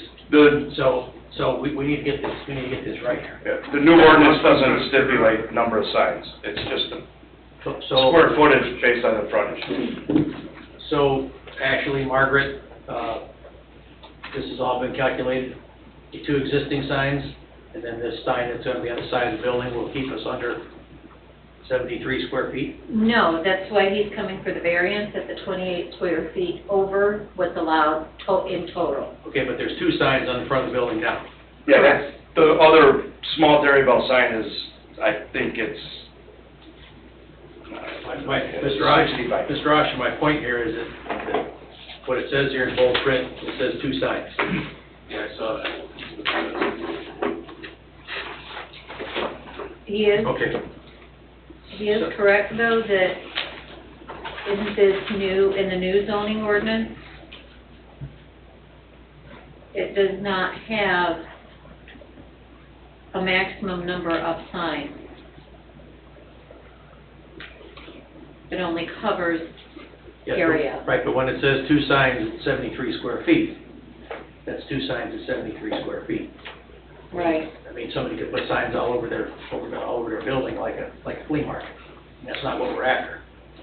This sign you're gonna put on you wanna put on the 133rd sign, this, you said it's gonna be a lighted sign? it is, yeah. It'll be a lighted sign. And is there a, time that sign will be turned off? I can turn it on whatever, whatever, the business is only gonna be open till 7 PM, so. Yeah, I mean, I have no, We can turn it off at I mean, 10 o'clock. I have no issue with things going off at, 11 o'clock or midnight. Oh, yeah. Because I think at some point, the preservation of a resort community is probably not a bad idea. Right. We don't want, we don't want anything around here looking like Las Vegas. Exactly. Yeah. And we appreciate that, and that's why we went with the look we did for the front sign. Well, it's a nice looking sign on the side, what you're proposing here, it's a nice looking sign. And it's, 138 lumens, which is about a 27 watt light bulb, so I don't, Yeah, it's not, that bright, I guess. Just one color, steady? Yeah, it's gonna be all white, and it's on one raceway. Okay. Mr. Austin, this, two signs, 73 square feet, should that be a concern of any kind? It is not. Okay. All right.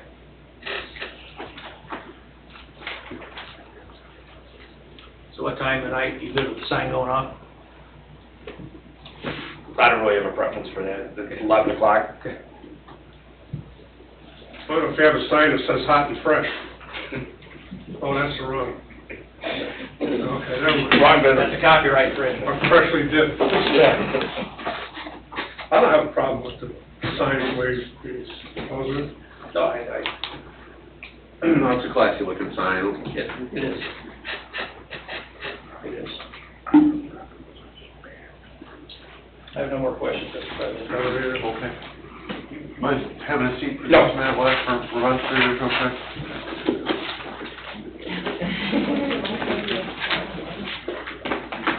Do we have any remonstrators for this variance? Any remonstrators for? Any remonstrators against? Anyone here against? No correspondence for anybody online No, sir. this time? Okay. Close the public portion of this hearing. All right, you can come back up, please.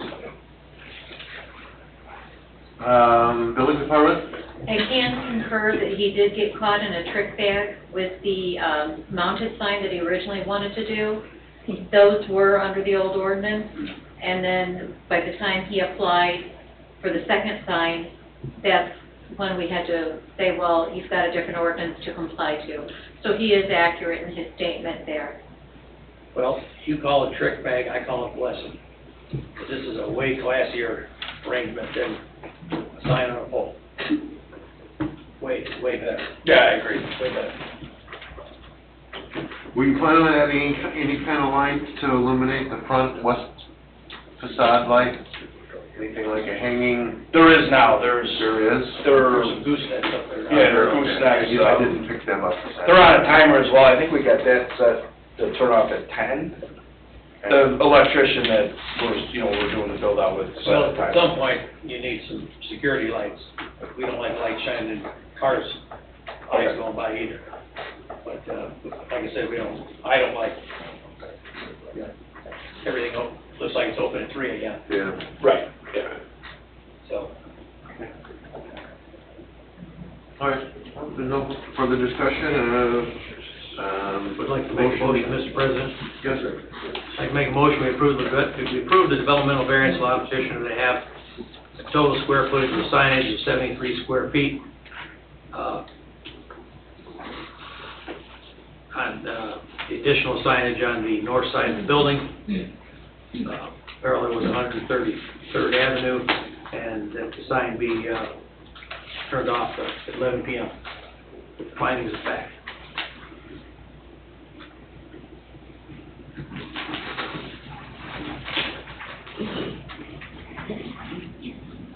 Motion's made, we could use a second. I'll second that one. Motion to approve made by Jerry, seconded by Ray, including findings of fact and the lights out contingency at 11 p.m. Any other questions on the motion? Sir? Roll call? Mr. Jackson? Yes. Mr. Wilkening? Yes. Mr. Kapura? Yes. Mr. Bungey? Yes. Motion stands 4-0. Thanks, Joe. All right, you're all set. Thank you very much. You're welcome. Number 6, Carl Drew, owner petitioner, vicinity 11305, West 126th Avenue, Cedar Lake. Petitioner is requesting developmental variance from Town of Cedar Lake zoning ordinance number 1402, chapter 11, accessory buildings. This developmental variance is allow the petitioner to build an addition, onto his existing garage, increase the roof height to 14 foot 9 and 7/8 inch, and to allow for 3 existing accessory structures with a total accessory structure size of 1,295 and 3/10 square feet. Mr. Armstrong, Legals are in order. do we have a petitioner?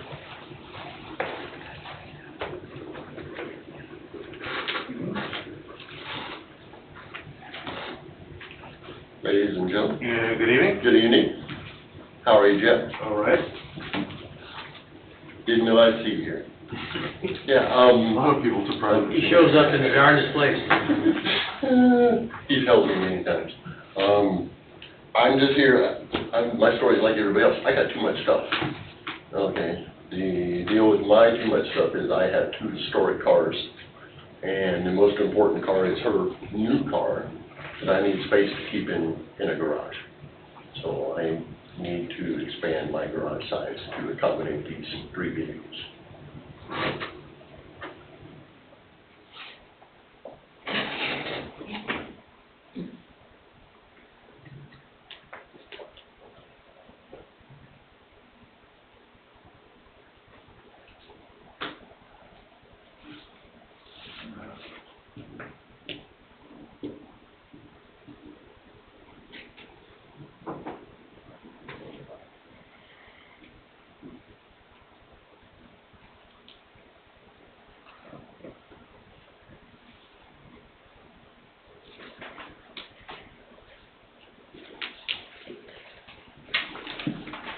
So you got a lot going on here. What's the 14 foot 9 inches, 7 and 7/8? Does that to match a current roof line or something? That height on that thing? Yeah, Does that match another ridge line or something on the current roof? No, I'm gonna replace the roof. The roof's a hip roof, I'm doing a gable roof. Okay, I'm changing it to the pitch of my house, which is 312. okay. Because if I was to go 412, the roof trusses would be 5'7" and something, and I'd be asking for like 16 feet. And I just need enough to get an over-under in there so I can keep 2 cars on one side. Okay. If I went out, I would be asking for way over the square footage of the lot, which the accessory buildings were already there when I bought the property in 2011. So I had no idea that only 3 buildings were allowed. Mhm. I mean, only 2 buildings were allowed, sorry about that. Can either of the sheds go away? Yes, Yes. the smallest one preferably, that's where my lawnmower, leaf blower, snow thrower, all that is at, and I can put it in my other shed and get rid of my small one, yes. What size is that one? That is, Is that, let's see, 11, that is the, hold on just a second, I will tell you. It's the one on the far, east side of the lot, 8.2 by 12.5, so roughly, what, 96 square feet? Something like that. So you're gonna remove a shed and add an accessory building? So you still No, have 2? well, no, I'll remove the shed and then increase my garage size. I have 3, they consider 3 accessory buildings. I have the small storage shed, Yeah, then behind the garage, there's a 12 by 16, which I can move all the stuff from the small shed into that shed, and then just extend out my garage. the 12 by 16 shed is being demoed or? No, that will stay. That will house everything out of the 8 by 12 shed. So you got 1 garage now that you can put a car in? Yes. So 1 car or 2 cars? Well, it's got. Now what it is now, what was it built for, 1 or 2? It's built for 1.5. 1.5. And 1 on a motorcycle. Okay. And so you're gonna increase the size of that, Yes. And build another garage? No, just increasing the size of that.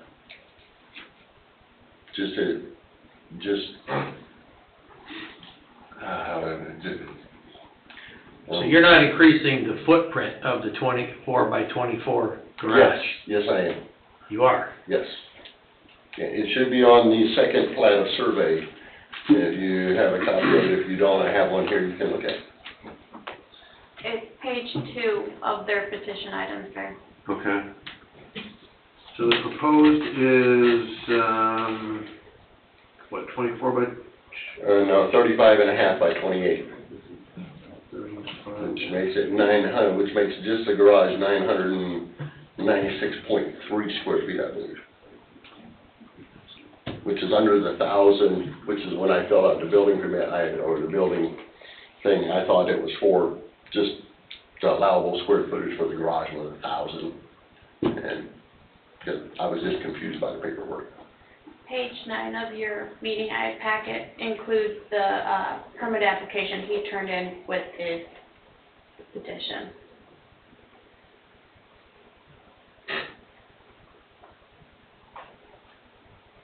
I do have pictures of the cars in question if you'd like to see them. So you also have an 8 by 12 built shed under, Yes. and that's staying also? No, that can go. That's gonna go? That can go. I have no problem with that.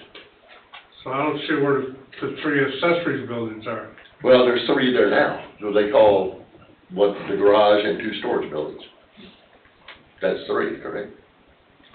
Yeah, but if you're losing one and you're just expanding the other one, that's Yeah. basically 2, and this Yeah. calls for 3. And Yeah. his request. I guess as long as it's less. Yeah. Well, she had me fill it out as to add in for the 3 accessory buildings. Like To I add said, it- to add it. we can always back away. We can always back down, we can't go up. Yeah.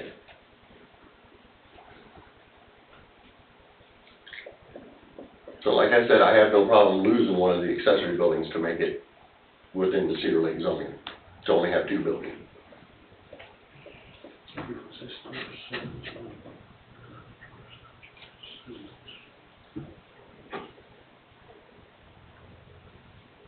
So actually, we're just talking about the size of the garage, Footprint of the garage. of the new, and that's under the square footage, Yes. you said, right? Yes. For that particular Building, building. yeah. But if you throw in at least one more of the storage buildings, then I will be over 1,000 square feet. we'll be over the 1,000 square feet. Oh, okay. But if you lose the 3rd accessory structure, then you take 96 square feet off of that. Okay, so I'm not, then I'd actually only be asking for, 1,200 square feet. 1,200 exactly.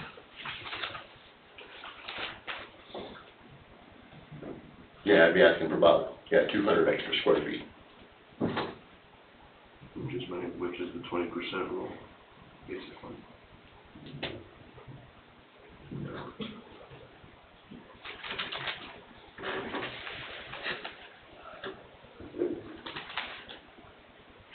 Man door on the side, did I see that on your sketch? Did you, excuse me, Jeff? Man door on? On the north side. North, okay.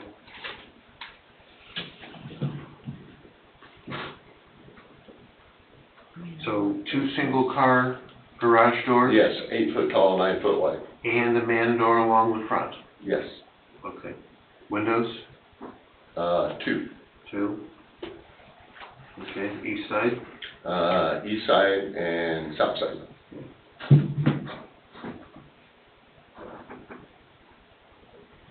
And the setback from the street is 106 plus square feet?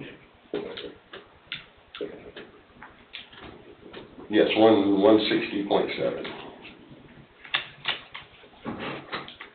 Not including the 60 foot right of way. So it says on my lab survey. Okay.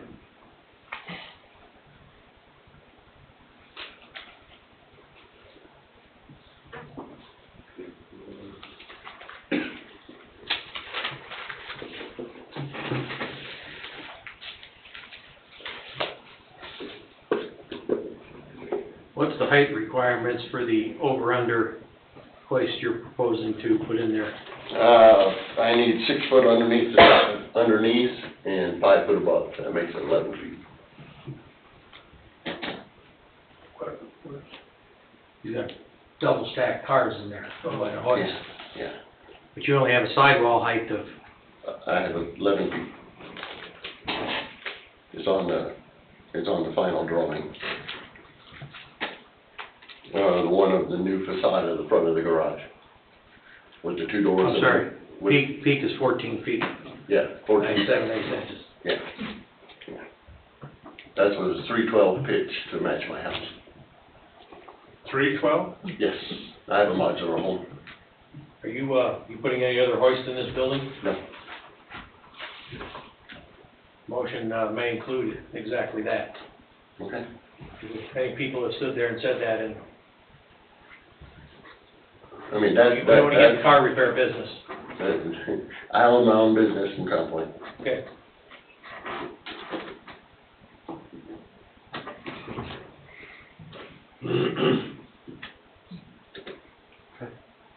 Any other questions at this time? No? Nope. No, sir. You might have a seat for just a moment. Do we have any remonstrators for this variance? Any remonstrators for? Any remonstrators against? Anyone here against? Online or correspondence? No, sir. Close the public portion of this hearing. You can come back up, please.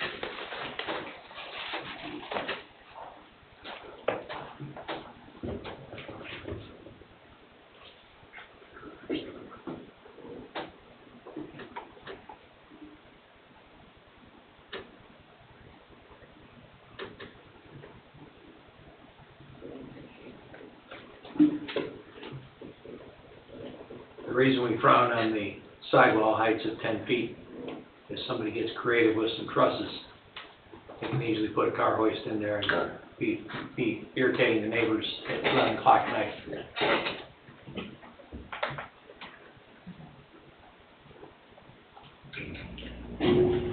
Kidding me, I'm asleep on the couch by 9.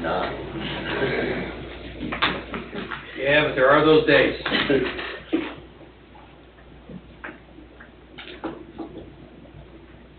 How close is your neighbor to the west? His name is Mark Miedema. Okay? I actually,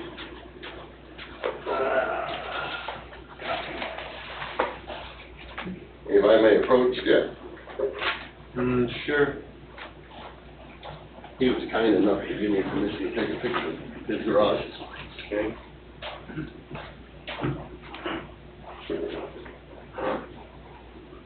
And that would be, this would be the closest structure to, this is the closest structure to you? Yes. Okay. Yeah.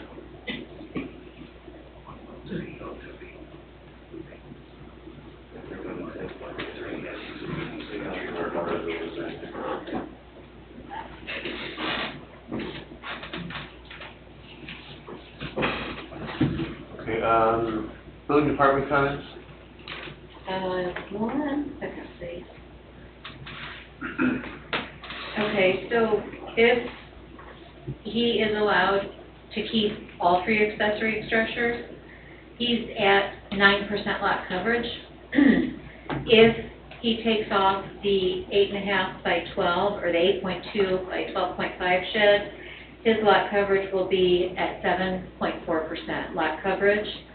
And per ordinance, he is allowed 14-foot wall height based on the square footage of his lot. So, the wall height does follow the ordinance.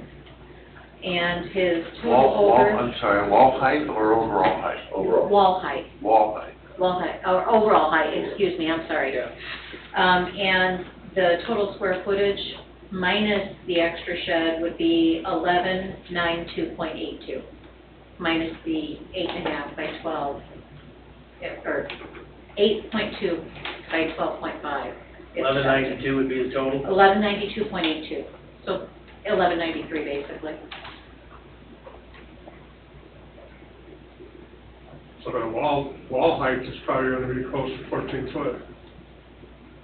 Wall height's 11 feet, and the truss height is 3'9" 7/8". So that would make the roof cap at 14 foot, 14'9" 7/8".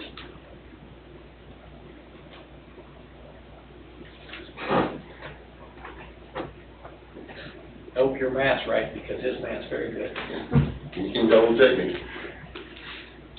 Have you not seen my prints? Very detail oriented.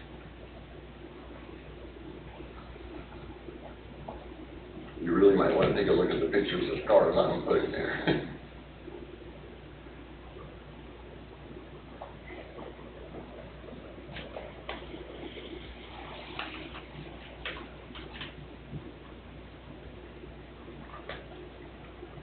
Figure out how wide that garage is.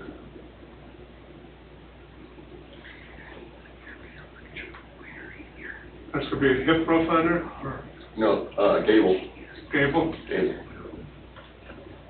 I submitted the truss specs also. Yeah, well, your sketch shows a hip roof. That's on the existing structure. It's on the existing, is Yes. it? You're gonna rip that out. No.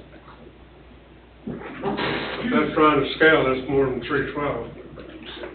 Yeah, it's not drawn to scale. Okay. Saved yourself.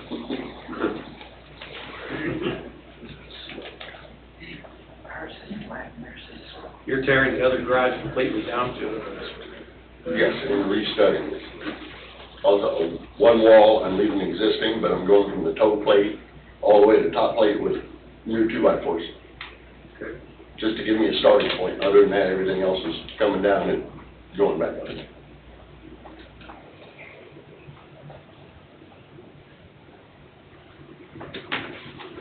I'll be using the existing siding from the east side, which doesn't get any sun, which matches the color of the north side, which doesn't get any sun, to patch that in and then get a color match for the back of the shed, which is south and nothing behind me, so get as close as I can. But want to keep it looking like that, it's sided exactly like the house is.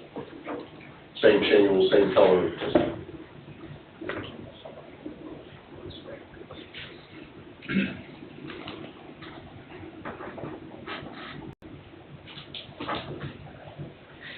Charlie, you got all the info?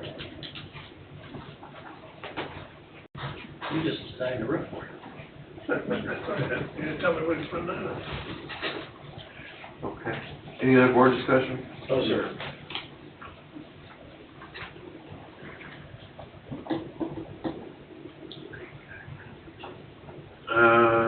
This is a board decision, develop no variance.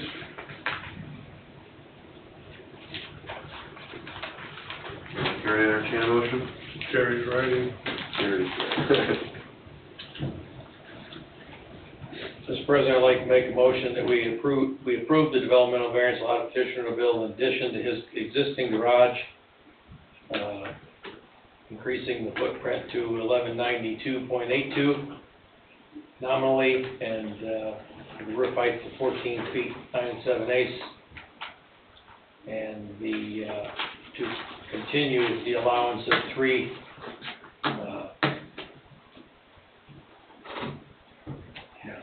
He's taking that one down. Yeah. The 12.5. So we'll leave that alone. With the contingencies that the 8x12 shed be removed, pre-final inspection, with findings of fact. You want to have that one in there, or you good?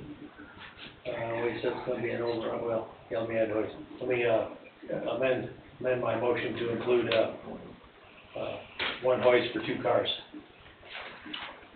With the findings of fact.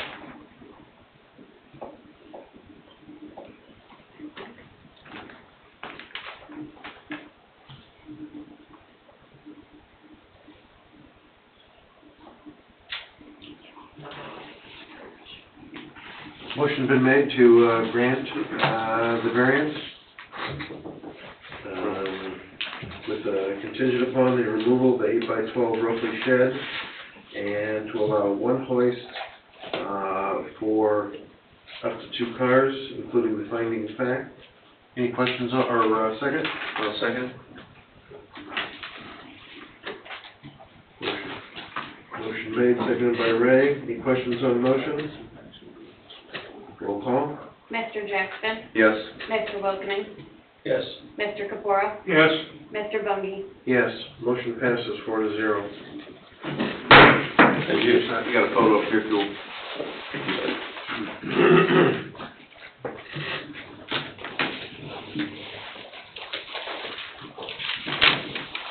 Item number 7, Wydra?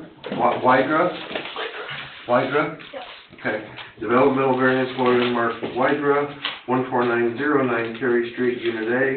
The city being the same of 14909 Cary Street, Unit A, Cedar Lake.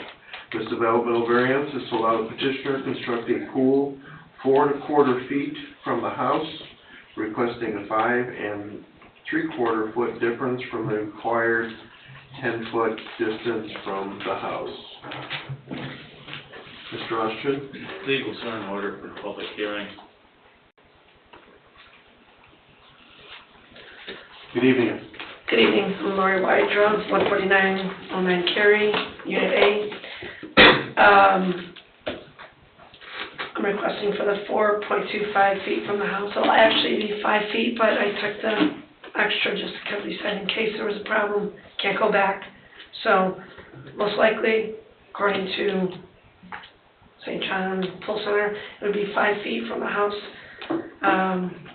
I know it should be 10 feet from the house, but because of the easement, the 15-foot easement out the rear of the lot is why we had to go with the variance. We're not in the, there's a lot of units not in the homeowners association in the development.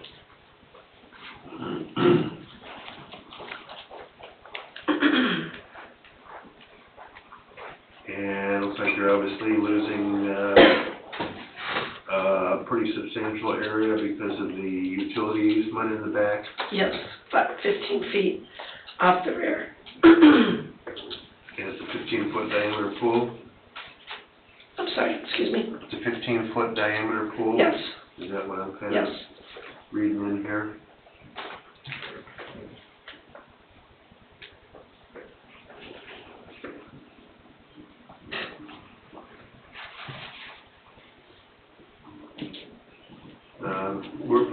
Where's the pump and filter gonna go? You given any thought to that yet? Well, no, it would be by the patio side because the electrical box would be put on the back of the house, That actually. won't be any closer to the house than the No. 5 foot? No, I won't put it on the side of the house, no. that backyard is only 35 feet. There's 15 feet of easement there, which she shows. And the ground is quite sloped a lot there, so there's gonna be a lot of, I shouldn't say a lot, but there will be some dirt removal or fill in there, so we gotta make sure water drains. And the biggest thing that I see is that the 5 feet from the house, which is very unsafe and unwelcome distance for the pool. Here again, if the filter and heater per se are going on the north side of the pool, I'm not gonna get a heater, just the filter, and that would be on the north side or either along side. 149th Street, Yeah, along your side yard. I know it won't be on the side of the house, but I haven't talked to the pool people exactly where we'd put it on the pool as far as, I guess it would have to be on either side. So probably the north side would be the best. As far as the topography you're talking about with the elevation and the slanting, the main portion of where the pool would be is very slight taper there. More of the taper is at the left, at the end of it where the pool would be closest to the easement, and the more of the taper is on the other side of the house going down towards 149th Street. So majority of the pool area is not on a decline. pretty much, I would say, 90%, 95%. And of course, they would have to excavate just that little bit to level out for the pool there. But it would be, also on the side of the house, the drainage is ample, because I'm on the corner, I'm on the end and on the corner, and there's ample, decline tapering to the 149th Street.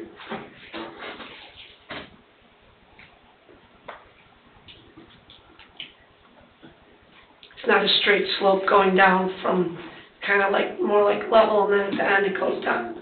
And then it goes all the way on the side of the street, on the side of the house. It's a bigger incline.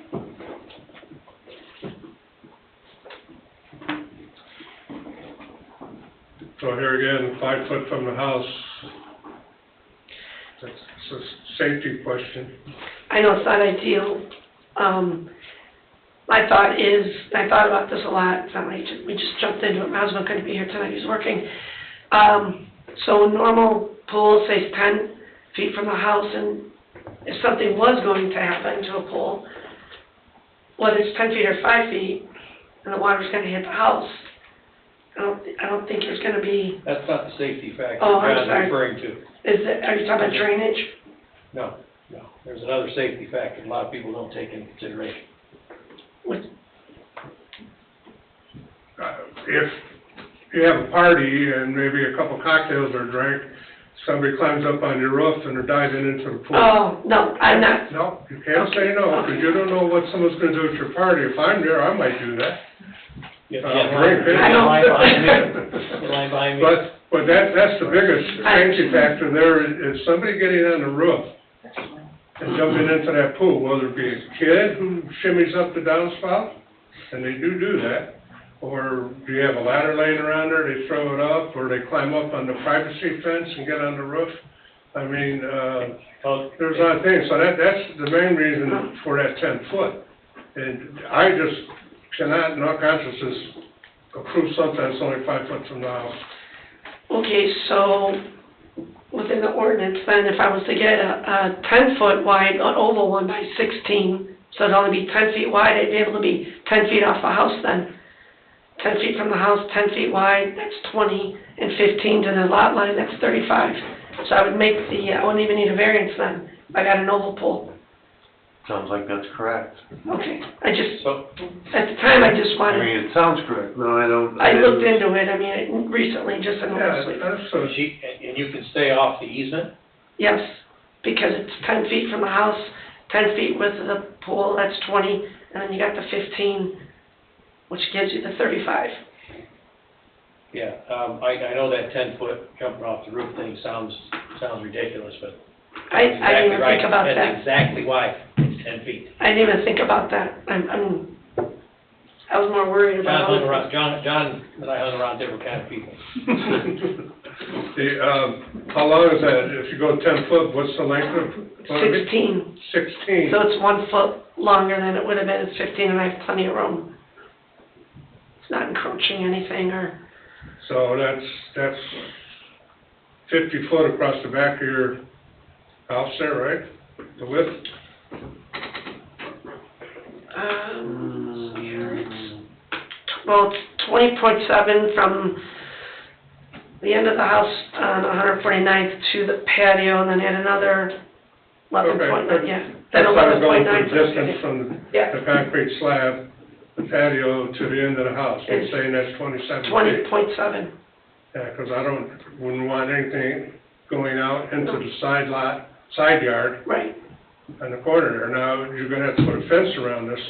Well, I was gonna get an attached fence on top of the pool, you know, Yeah. attach it to the pool, but I would probably be getting a fence, at least for the back line. I don't know if I was told you don't need it if it's attached I'm to the just saying, you pool. need some sort of fence, whether it be on the pool, you know, or around the pool. Besides the fence that's attached. No, either that fence Okay. or some other type for Okay. safety reasons, so Okay. that you can't have, you know, You just don't have neighbor kids. Oh, neighbor got it. kids there, because the park's right down the Right, street. right. And, So I will have an attached fence for sure on the pool, that's definite. yeah, And locked ladder when we're not using the pool. And additionally, at some point, we were also gonna get a fence around property in the backyard.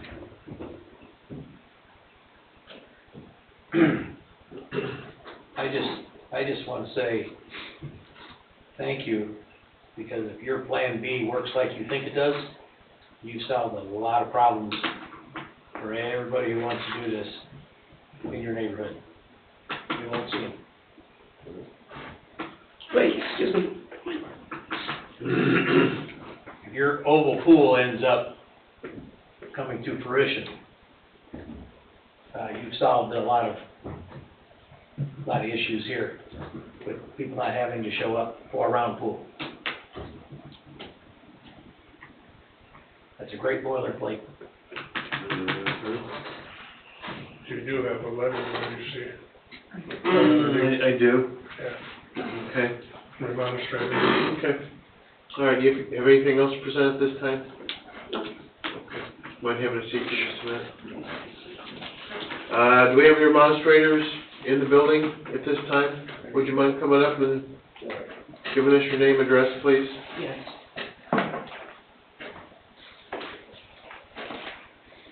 I'm not sure at this point if we're changing. It sounds like we're changing. I'm not sure. Here's my position, Jeanette Taylor, 14902 B Drummond.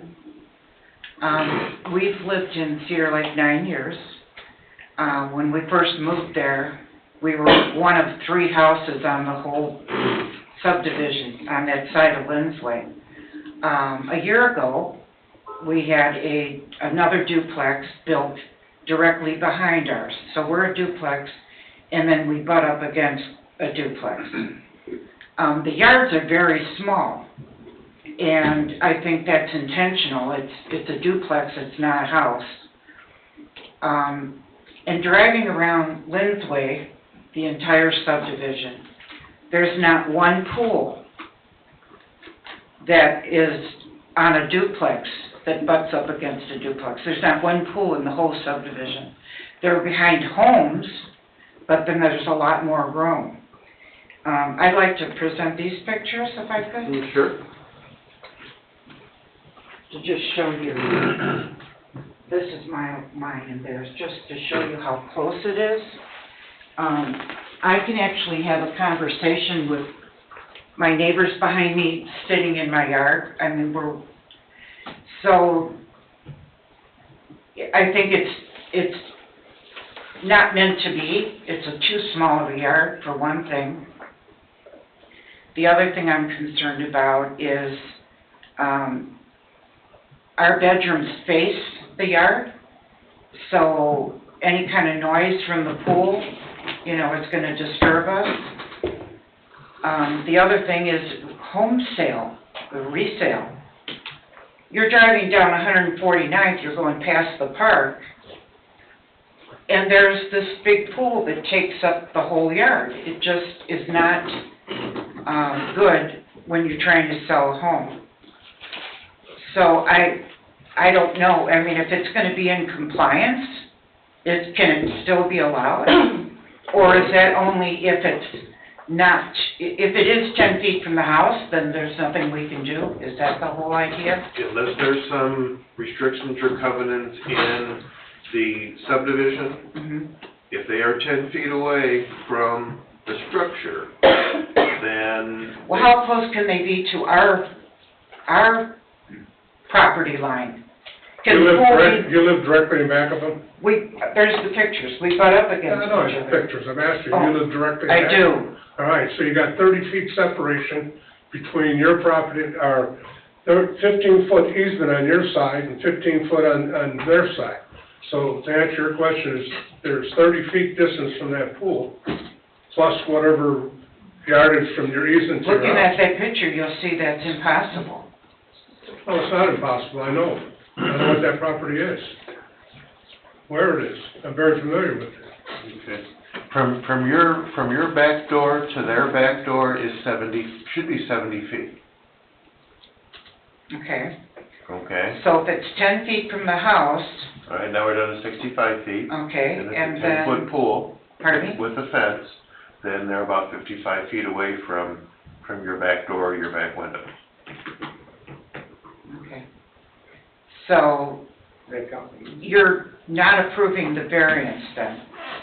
We don't know what we're doing yet. Okay. We haven't gotten that point, Okay, to that but you point would yet. have no say as far as if it is in the right If distance? it meets the space criteria, Then there's you guys have nothing to there's do with nothing to that. discuss here. Yes. Okay. That's correct.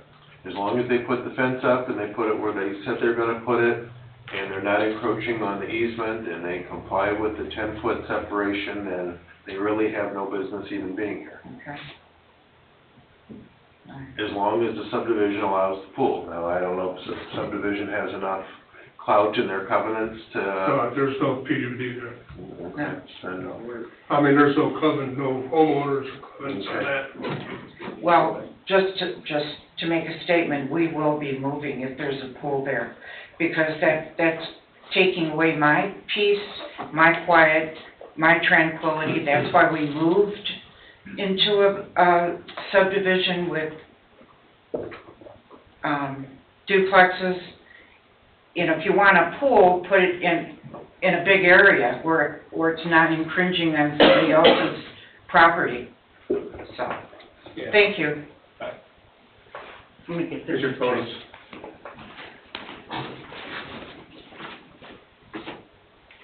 okay. Any other remonstrators in the building for or against? We do have a piece of correspondence in the file. No, look at it, nobody signed it. I would like the record to reflect that the letter in the packet was the remonstrator who just spoke. Oh, okay. That letter should be made part of the record. For the public hearing. Okay. You want it read? You can do that.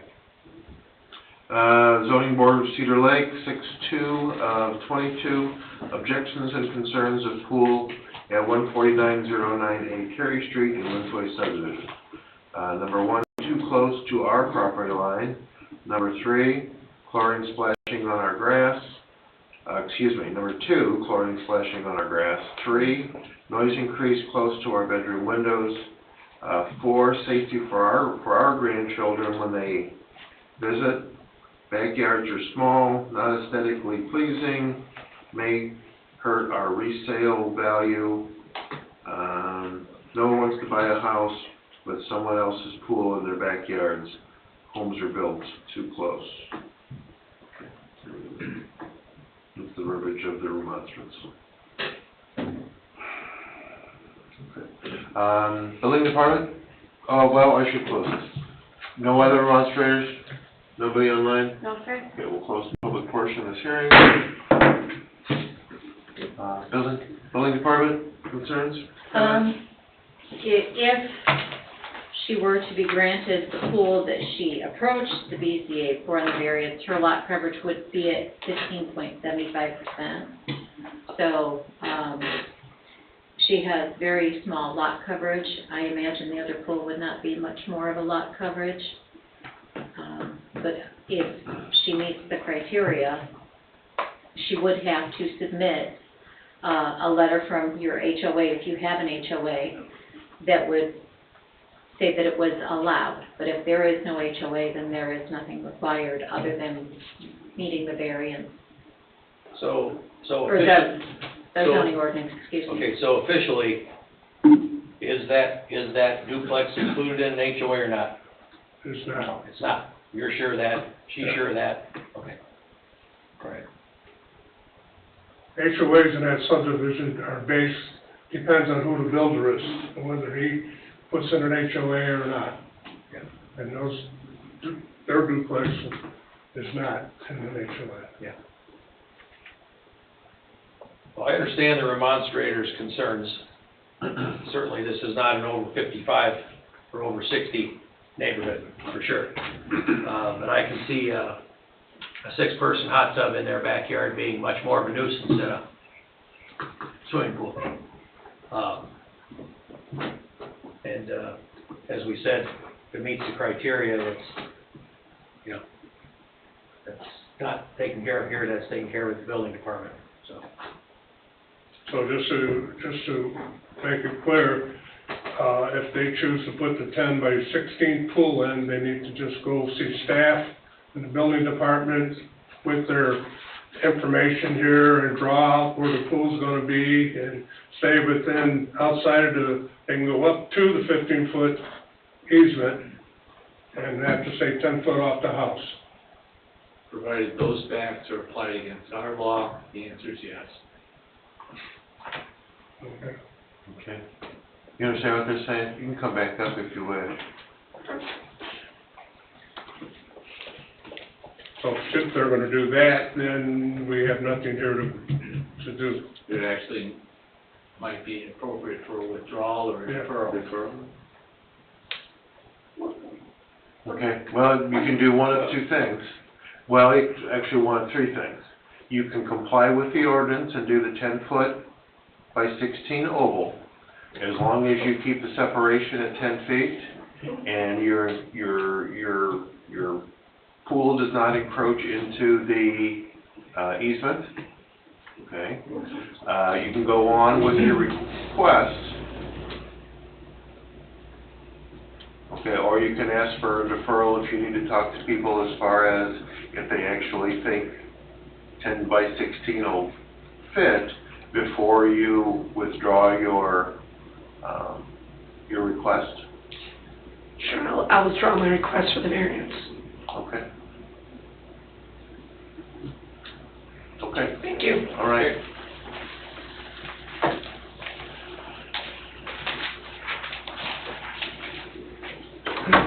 Pool installation was the second one that you referred to the backside of the Yep, meeting. I was just about to go back there. Yep. Returning to old business. It was agenda item number 2, BOLAS, in the vicinity of 13008 Lake Street. I guess we do not have we do not have a petitioner here this evening? That doesn't look like Mr. Brewer. I don't believe it is. Just saying. So, I mean, we can act or we can defer, correct? Ken, you can do anything you want. Can someone, refresh my memory? This was up on the hill? Way up on Hilltop. He owns 2 lots. He wanted to build this size home on the first lot that he had purchased. 6 lots? No, I think it was only 2, wasn't it? 2 lots, well, he has a 2-lot subdivision right now. He might have bought 6 lots or something. But they're each 50 by 100. I got you. You want to build on a 50-foot wide lot? This is the one where his son might live someday next to him, but then maybe not live next to him someday. The son-in-law was there with the presentation. Right. Yeah. Right, exactly. So, Well, I don't know, would anybody be in favor of anything being built on a 50-foot lot up there? not be owns one next door. He owns 2 lots. Yeah. Here's where I'm confused again. Is that part of legacy, that vacant lot, 50 by 100? Or is it, does it have to be 10,000 square feet? Part of legacy. It's part of legacy. It is part of legacy, right? You did not take that out. And the ordinance says that in that area, or for legacy, the lot size should be 5,000 square feet. No. Minimum, right? Right. And I don't know if this is 5,000 square feet or not.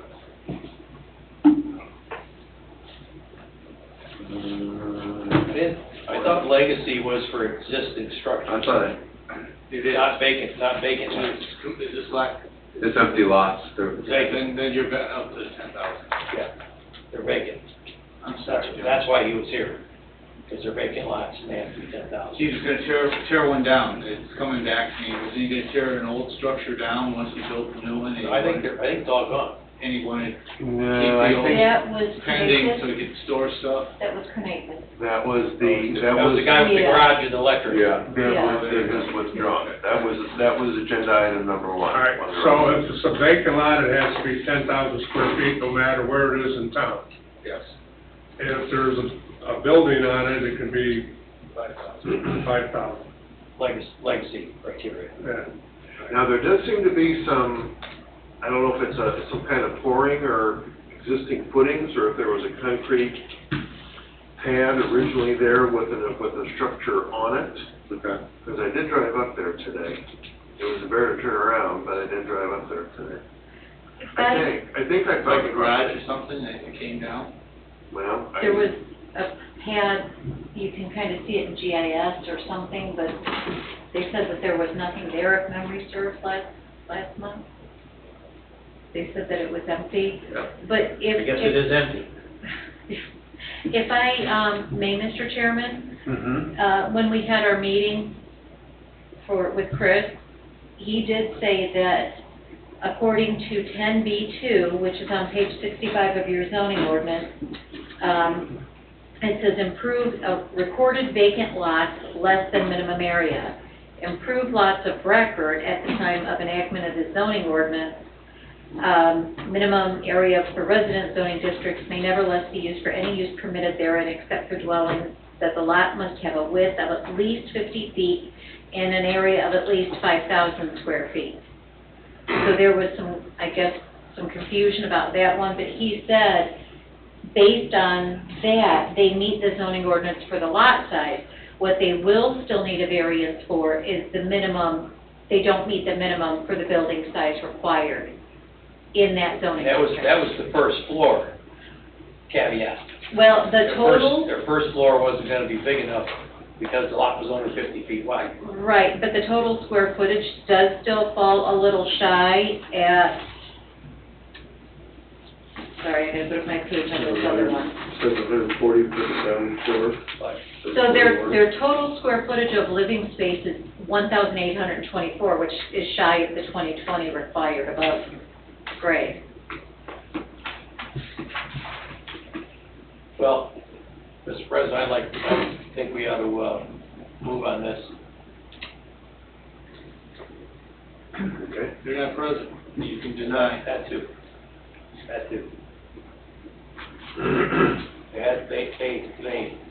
They bought the lots, then they wanted to split the lots to go back to doing what we've tried to getting away from for the last 100 years. Well, exactly. So, Exactly. And, this is, as far as the view goes, there's few like it. but it's probably correct. Yeah. And if he has two lots, then I just can't understand the rationale for making them smaller just to have it certainly goes against our master plan, Yes. Yes. and which is one of our criteria. Make a motion. Anybody have any questions? Sorry. Oh, that's all right. Any questions? Any other discussion? No. No. Any remonstrators for or against? No. Anyone online? No, sir. And we have no written documentation from these folks of any kind? Nothing that I received. Okay. Close the public portion of the hearing. I'm here. Mr. President, I'd like to make a motion regarding the property at 13008 Knight Street. Item 2, BOLAS developmental variance.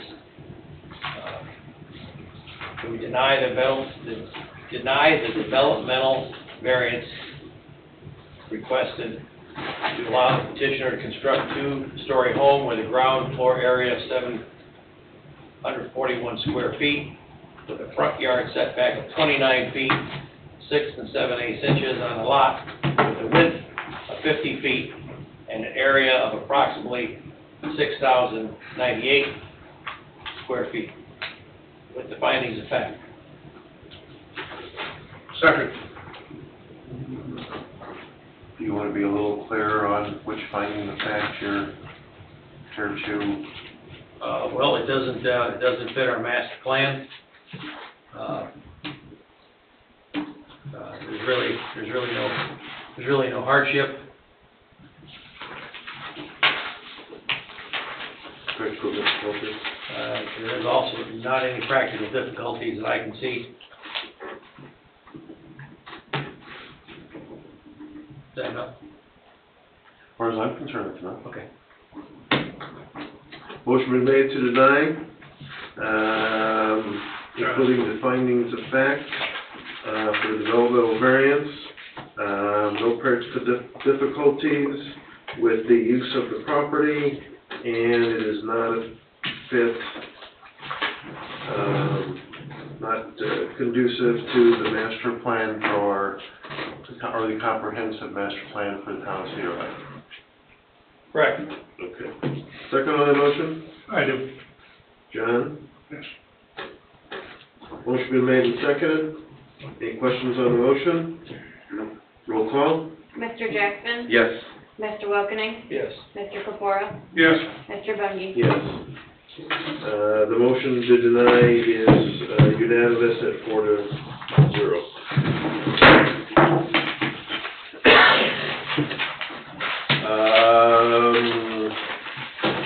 What else am I gonna go to? Just public comment. Yeah, public comment, press. Paul? You don't need any clarity on all that stuff you wrote down? Okay. I got a question. Anybody here or town or anything on what's going on at the golf course or? Which, South Shore? Yeah. Yeah, John Lawton owns it, and he goes there every day. Okay, question, are they pulling permits? Not to my knowledge. They demoed the house, Yeah, not to my knowledge. they renovated the whole inside. Not to my knowledge. You mean Ted's old house? That's gone. Ted's house is gone? Yeah. Okay. And I also know that, they made Johnny mow 150 feet back from the road, and that's not being done now. Yeah, they mowed on the north side of 145th. Well, he did, because that's his for his kids and stuff he's doing. They also put a drain or something in the middle of one fairway and ran it to the pond. And I see I think there's a no trespassing sign hammered in right when you turn into the course before the creek now, on the way here. So, I'm just curious. I mean, I'd like to see it developed and everything, but if he's doing stuff without permits, and that's all zoned R2 there. R1? R2. I thought it was R1. Well, it's zoned residential. Okay. Yeah. They did receive 2 demolition permits for the 2 buildings they demolished and a remodel renovation permit, all within this past year. Okay. That's all I want, is I don't see any permit. And if there's a no trespassing sign, you can't go in there to look for it. So the permit should be put out by the street where people can see it. So my question is this. I actually didn't have the answers to his questions. Can this commission solicit an inquiry to these things and get an update email or an update on the next forum? Is that something we can solicit from staff? That information is public record. Okay, So that's not my question. My question is, can this commission, in part or in whole, request that information for an update item? That information is public record, and you can get, same thing everybody else can get, and if there's a formal or informal or verbal request, absolutely you can have. So Mr. Kapoor would have to fill out a... No. Okay, that's my question. You can ask for it right here, and Ashley can make that happen. Okay. But if it's already happened, and I don't care, I'm just curious. Well, the other concern that I have that he brings up is that, they've done a nice job, as you said, of mowing the 100 feet north of 133rd. But there's an awful lot of people that live up and down Morris that don't get that bug control or pest control cushion because they're not mowing the second and third fairways to that 150 feet as per regulation or Well, per ordinance. ordinance. Yeah. So And with, the same thing as on Silesian. I mean, Sergio had his kids, they had to cut all the grass in Silesian. Sergio's dead. You can't do that anymore. So somebody else is gonna have to be contacted and communicated with about that. Yeah, that's what I'm saying, that nobody is cutting at least 150 feet off, but Sergio and his kids were run through a lot of stuff to make sure that gets cut. And Johnny had the problem about cutting it, but it seems like the new owners of these two properties don't have to do it. That's all I'm saying. So, back to him mentioning this, is there an avenue that these questions get solicited to the building department or code enforcement? Well, if your town manager were here tonight, not Mr. Abernathy, you'd be talking to where the horse's mouth is. Okay. Your lips to his ears. I guess Margaret Abernathy could email such thing to the right people. Yes, sir. I will email Jamie, our code enforcement officer, in the morning. See, this is a well-oiled machine. Yeah. I like it. Ask and you shall receive. So, Morse and No also solutions? roadblocks, no, nothing. Ask a question, you get an answer. Results. What, Margaret, did you say? Okay, so the golf course by Morse, the second and third fairway, and the Salesians property. Yeah, 145th, Right. south side of 145th, the west side of Morris. On the west side of Morris. Oh, yeah, second and third fairway, and the north side of 145th, yeah. I'm Yeah, sorry. well, I don't wanna confuse South Jamie side of with Fairway. 145th or north? Let's- Just say north side and west side. Okay, north side and west side, okay. Yeah. So, 145th south and Morris west, okay, and Salesians is easy, Klein Avenue. right. And, well, yeah, Vermillion's pretty run over with tickets and weekend. Vermillion, you said? Well, that would be the eastern boundary. Oh, you're right, yeah, Or the yeah, southern boundary, the funky fence goes all the way to Vermillion. Going to Hilltop, yeah. Funky fence. That's a funky fence. It is a funky fence. All right, So if I may ask a question, only because I'm not sure, you said it was, they have to mow how far back? Did you give a? My understanding is 150 feet. 150 feet? Okay. I'm sorry, Double check that, I will. because when there was new owners of, some of these larger pieces of property, all of a sudden the real number showed up. And I thought Rick Everly told me 50 feet back. I will It could check be code. 150. I can't remember. I never heard 50. No? Okay. And it doesn't seem like enough. Yeah, well, I think it was more for, so the deer aren't hiding in the weeds right next to the road before they jump out of your front well, car. and the one explanation that I had too was for insect control. Mosquito, you know, I don't know if mosquito can travel more than 50 feet, or I'm sure that's why the 150 feet stipulation was put in, but that's a guess. You know, snakes and field mice and, you know, All kinds of that has changed with the development pressing, pushing the animal kingdom new places. Anyway, Margaret, if you'd relay some of that stuff to the responsible parties. Yes, sir. Okay, anything else come before this board? No, Motion adjourned? I started it up, so moved. second. Way to go, John. Okay, adjourned at 8:26.